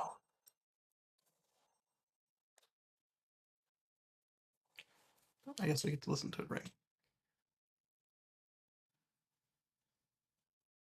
Anyway, The amiobipolar electric field, which begins at 150 miles above the planet, has been described as the great invisible force that lifts up the sky and is responsible for the polar winds.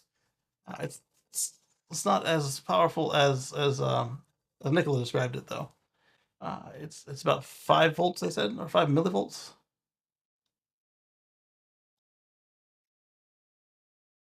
Or is it? Oh, sorry. Yeah, 5.5 volts. 0.55 volts. I'm sorry. It's enough to nearly treble the scale of the ionosphere. Hi, baby. Grandpa. No, it's my brother.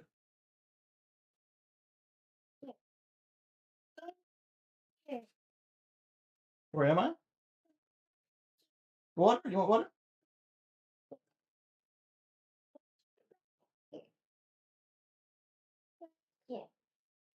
Water. Oh, brother. My brother, yes.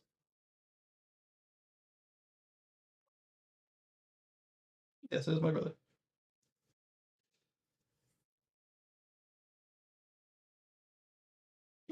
But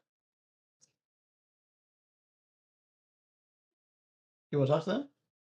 No? Okay. Have fun. So it's 0.55 volts, but it's enough to treble the scale height of the ionosphere. And so this is kind of something that they're getting into. I thought it was cool in that there was an electrical field all around the planet, and Nikola wasn't as crazy as they thought he was. This is coming from the Telegraph. And if you want to read it and analyze it, make sense of what they're saying, I'll put a link right here. Because the only thing I was after was that it was really cool and that Nikola wasn't crazy.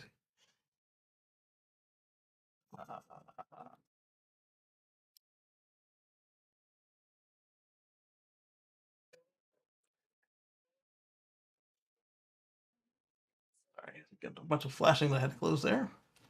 Next up, we've got a quick look at a new product for sale in China and coming soon to Europe, I believe. The new BYD Seal electric hot hatch for just over $21,000. There it is. Solar developer SunPower. We talked about them already. They have officially filed for Chapter 11, and there it is. Oh, some good news for the customers. I didn't see that part. I only saw the bankruptcy part. Update. August 6th, bankruptcy filing with Delaware Court. Yeah, we talked about that one already. Feel like a dodged a bullet. We talked about him. Where's the update? Update. Update. There's only one update, and I don't know what they fixed.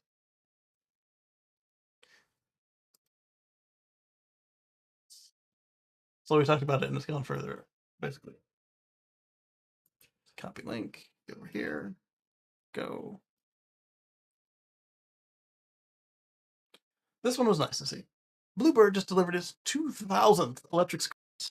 We were talking about electric school buses last week, and it continues. And then we've got Dana Hall talking something about, well, one of the Musk companies, because that's what she does. But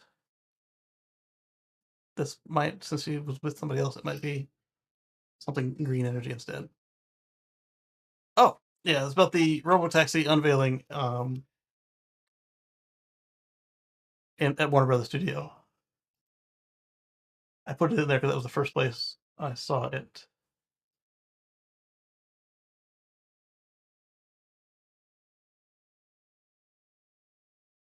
Cambridge has become the first New England fire department to put out an electric fire truck into service. So it's not the first in the nation, but first in the Northeast. Pretty cool stuff. Let's see if they give us any details on it. And I forgot to highlight the thing. I got you, fam. Highlights. Copy. So the Hazmat 1 is the first. Screen's flashing again.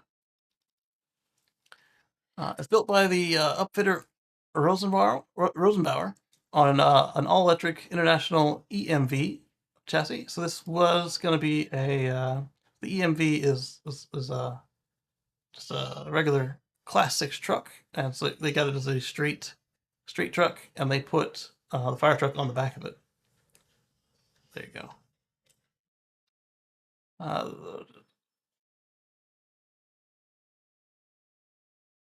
the fridge is open. Fridge is over there. Chime, chime, chime, chime. And I guess she's skipping a nap the way she's carrying on out there.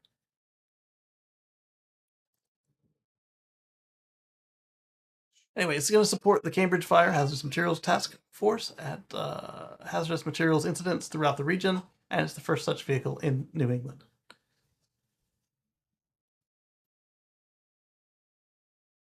Even with the fire department's buy-in, however, the fact remains that building a brand new electric fire truck is pretty pricey. Yeah, you can repower one if it's available for less. The EMV, not only that, but anyone who's not Tesla is charging a very pretty penny for the electric trucks. Not that Tesla isn't charging a lot too, but these folks are overcharging what Tesla's charging for the Class 8 truck. So it's a unique situation because this truck was previously a Rosenbauer trade show vehicle. He explains multiple EMVs were originally ordered through Central International and ended up at Rosenbauer. The vehicle came to Cambridge Fire fully upfitted and ready to be deployed. Nice. Hey, you want one of our old demos? We'll give you a discount and get it off our books. International EMV features a 33,000 pound gross vehicle weight rating, direct drive electric motor packaging, so it doesn't have a drive shaft, it has an e-axle. And 1737 foot-pounds of peak torque and 135 miles of range. That's not bad. From its 210 kilowatt-hour lithium-ion pack. The EMV features a robust auxiliary system powered by a pair of AGM 12-volt batteries that charge through the main 609-volt high-voltage system. I think that you could probably get more power per weight usefulness out of some lithium iron phosphates instead of steel, glass, matte, lead. Plus, they're a lot easier to accidentally abuse, and you can really only take them to 50% depth of discharge before you start doing damage to them. Even the deep cycle ones aren't really that much deeper than the regular ones. The video call has ended.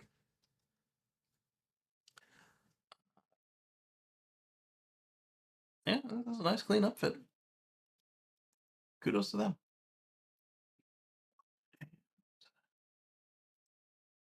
Oh, it was highlighted, but I didn't give it enough time to show.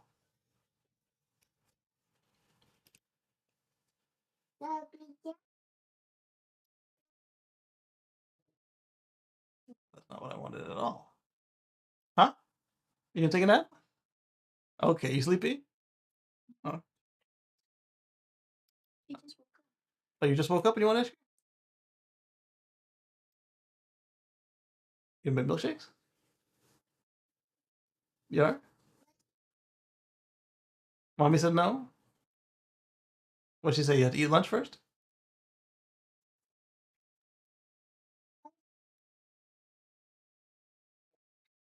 She said sleep?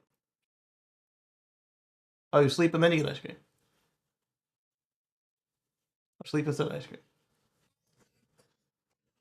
Yeah, I saw you took a bath. Yeah, you done shower. You got the jelly off your face. Mommy's done showering? Okay.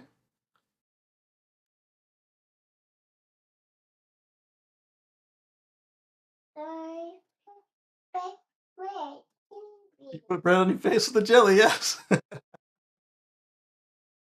And you had to take a bath, yeah, because it was just everywhere. It was just jelly. She had jelly all over her forehead.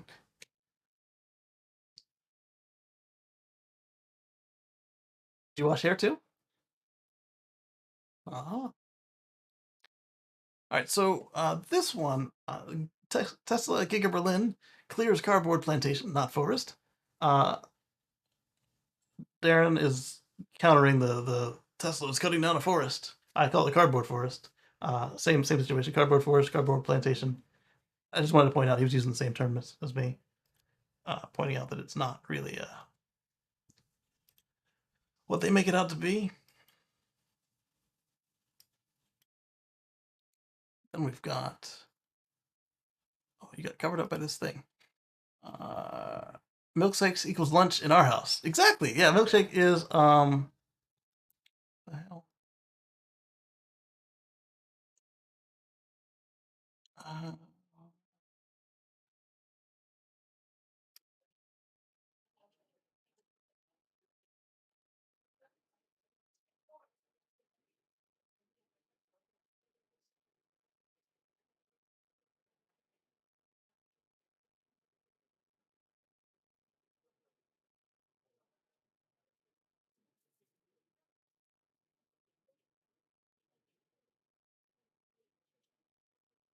oh, I see why I did that. I copied the wrong thing.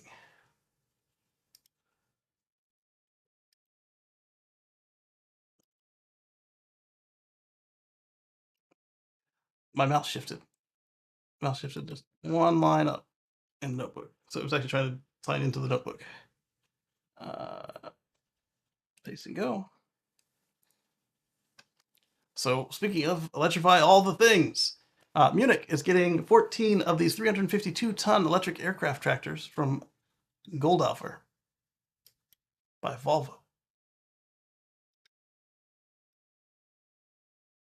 So frequent visitors will be able to breathe a little easier. Only a little, because the aircraft themselves are still spewing out hydrocarbons. You read that right. These electric smart aircraft tractors are rated to pull aircraft with a takeoff weight of up to 352 tons at speeds of up to 32 kilometers per hour, or 20 miles an hour. Goldoffer packs more than enough power into its massive 700-volt lithium-ion battery packs in other words, to rip the rear bumper off a Cybertruck. Who wrote this? Okay. And probably slow the rotation of the Earth if it could get enough traction. That's called hyperbole. The order was placed by EFM GmbH, a company that specializes in aircraft marshalling, de-icing, air conditioning, and in recent years, a company that's been something of a pioneer in the field of zero-emission aircraft ground equipment, GHE. Hoping for more about the tractor, but yeah, this is a good move. Now, if we could electrify those things that they drag around, it'll take a little while yet. So yeah, milkshakes equals lunch in your house. Absolutely. Thank you. I try. Try. It's not always easy. Copy link and paste and go. Doug DeMuro says that Honda will not let him review their Prologue EV because the company is worried what he might say about it. Is this the Ultium one? That's it's not like, it's not like uh, somebody with Tesla in their name wanted to look at the car. It's Doug DeMuro, the guy who was pooping all over electric cars, and well, I guess that's part of it, but also Tesla. But now, if they don't let engineering explain look at the car, then we'll know something's really up. But I mean, Doug wasn't. He doesn't like them, but he's not anti EV. He really doesn't like Tesla, but that's a whole other thing. He gave them a fair shake a couple times. Pricing an EPA range of 47,400 all the way up to 58,355. Details: it's built on the this is the Ultium one, built on the Ultium Ultium EV architecture. 85 kilowatt hour battery with 155 kilowatt charging. In this day and age, you should have 200 and 250 right now, Chevrolet, GM, and you've got it on the Hummer, but that also has a double stack pack. 11.3-inch entertainment screen that has a Windows 1998. It was called Windows 98, young man. Windows 98 software design style to it. 5 inches longer than the Model Y. Uh, I would be worried too. And then it shows a picture of the infotainment center. I don't think that's the one from the regular Blazer, is it? Did Honda just not customize it? Or is that what it looks like when you take off all the Chevrolet logos?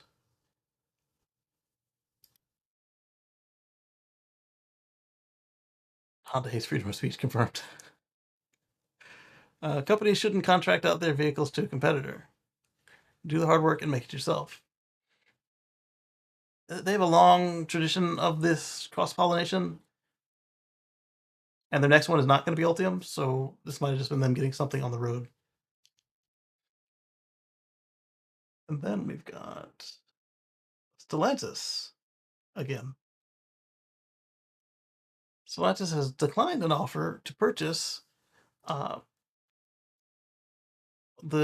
Chrysler and Dodge brands back from the heir of Chrysler family. So there was a 17-page proposal from the Chrysler heir that wanted to buy the Stellantis brands back, Dodge and Chrysler.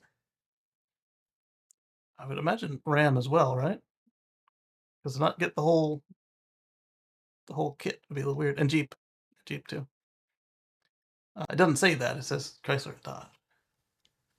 Stellantis rejected a request to buy back Chrysler and Dodge brands last week by Frank Rhodes, the great grandson of Chrysler brand's founder. He sent a letter to Stellantis CEO Carlos Tavares and the Chrysler brand's current CEO Christine Fuhl. In the letter, Rhodes requested to keep Chrysler and Dodge, Plymouth Mopar brands, so all of it but Jeep basically, and Ram, in the USA with stockholder and employee control. Rhodes wrote the letter on behalf of the newly formed Chrysler Dodge LLC. Rhodes' 17-page letter received a curt response from Stellantis. The company replied to the letter with an official press release stating, Stellantis acknowledges the interest in the... Basically, they did the bare minimum response required by law. Because that's a real offer by, substantial assets from the companies. They have to address it. Stellantis acknowledges the recent interest in the North American brands and reaffirms the company's commitment to its entire portfolio of 14 powerful, iconic brands, which were each given a 10-year time frame to build profitable and sustainable businesses. So that's not entirely a no. It sounds like after 10 years, if they don't get their stuff together, they might be available again. Like the Jeep and Ram brands, Chrysler and Dodge are on the forefront of Stellantis' transformation to clean mobility, benefiting from from the group's cost edge. Mixing up words there. Benefiting from the group's cutting edge technology and scale, the company is not pursuing splitting off any of its brands. Although, as we talked about last year, or the beginning of this year, end of last year, they did threaten any brands who didn't have enough EVs would be gone, just closed, done. And that's it. That was the whole letter. It was a tweet. After reporting disappointing results for the first half of 2024, Tavares announced plans to scrap brands that aren't profitable. See right there, more threats. And so why not? Why would you think it's not up for sale? But they're up for sale, not up for sale, but they are up for closure if they don't get their stuff together, apparently. He quickly retracted his statement and has also taken accountability for Stellantis' lackluster performance in North America. They're currently feeling the pressure in Europe and the US. And he visited Detroit recently to see the current state of operations and develop a strategy to set the company on the right path in North America. Well, I always get these words mixed up. Is it foundering or floundering? I believe the word you're looking for is messed up. They, either way.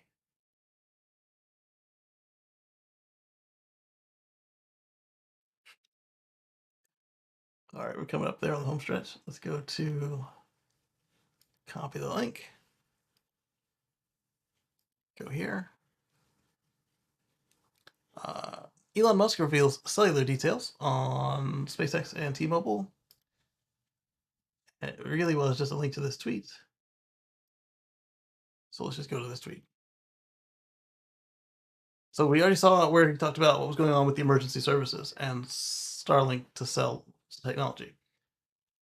Here's the service cell. Starlink is going. Starlink direct to cell mobile phone internet is exclusively with T-Mobile in the U.S. for the first year, and then other carriers thereafter.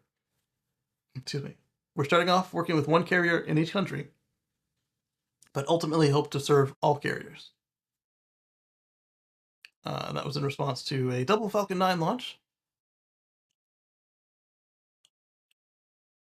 last night from both coasts. The SpaceX direct-to-cell program added 26 satellites, bringing the total to 168 satellites, and T-Mobile will have no more dead zones in the U.S. Later this year. And he's the director of satellite engineering at SpaceX. Now, I'm curious if they'll be included on certain plans, or if you'll have to sign up for it, or if you're already on Starlink and T-Mobile. How does that work?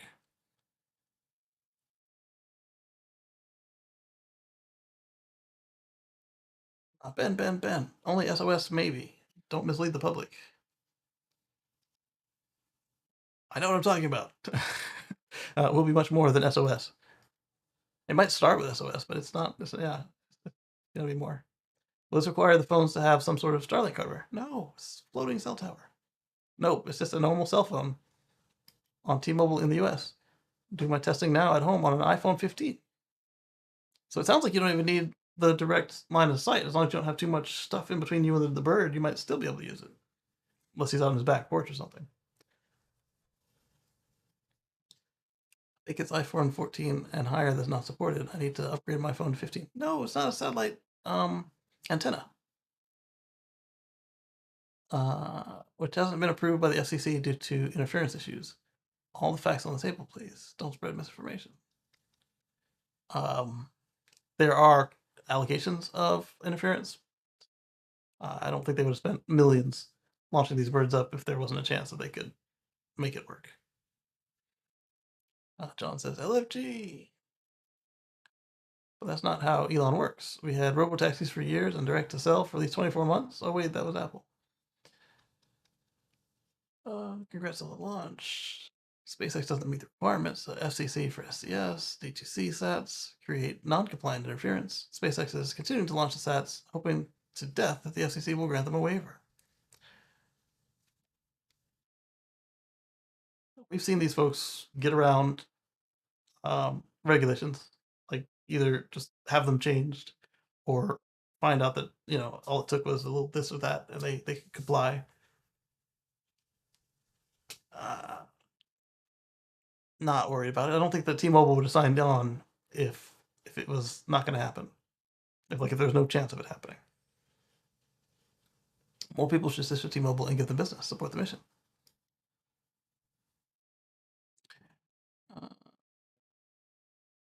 This person is full of FUD. I've been a Verizon wireless customer since AirTouch days. My family and I will be switching to T-Mobile because they're ahead of the game and support the mission. Don't. Have you seen the filings? Probably not, because the media won't read them here.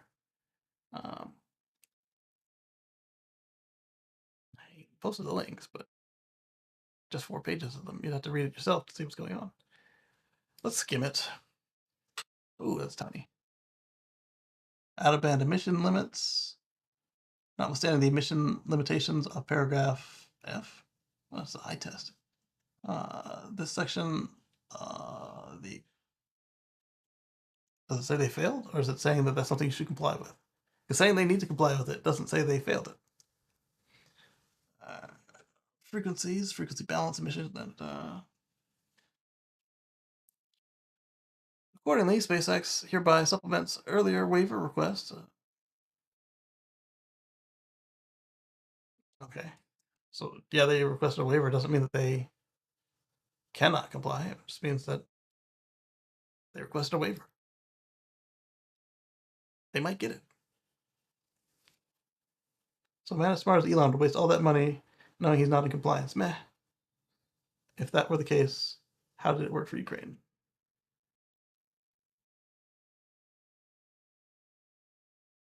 Starlink fixed wireless and direct to cell are different. This is true. However, Chevron is dead. The FCC can't enforce any of these rules. Actions have consequences. Okay, we'll just watch this and see what happens. As we were already doing, but there was, Elon says it's getting closer, and the leader of the program says the same. And then the BYD acquires a German distributor. So, as we saw, Hyundai is moving into a new plant here in the States. BYD is just buying a company that's ready to go in Germany. It's probably faster than Hyundai's approach. You have to do a lot more due diligence, and it can be a head start or it can be a mess. We'll see how it goes. But with that, I'll thank all of you for your time today. I want to thank our channel members. I've updated the bumpers. I will get ones with the with my more normal music. It was the first two that I could get rendered and ready to go. Nothing new on the Nomads project right now.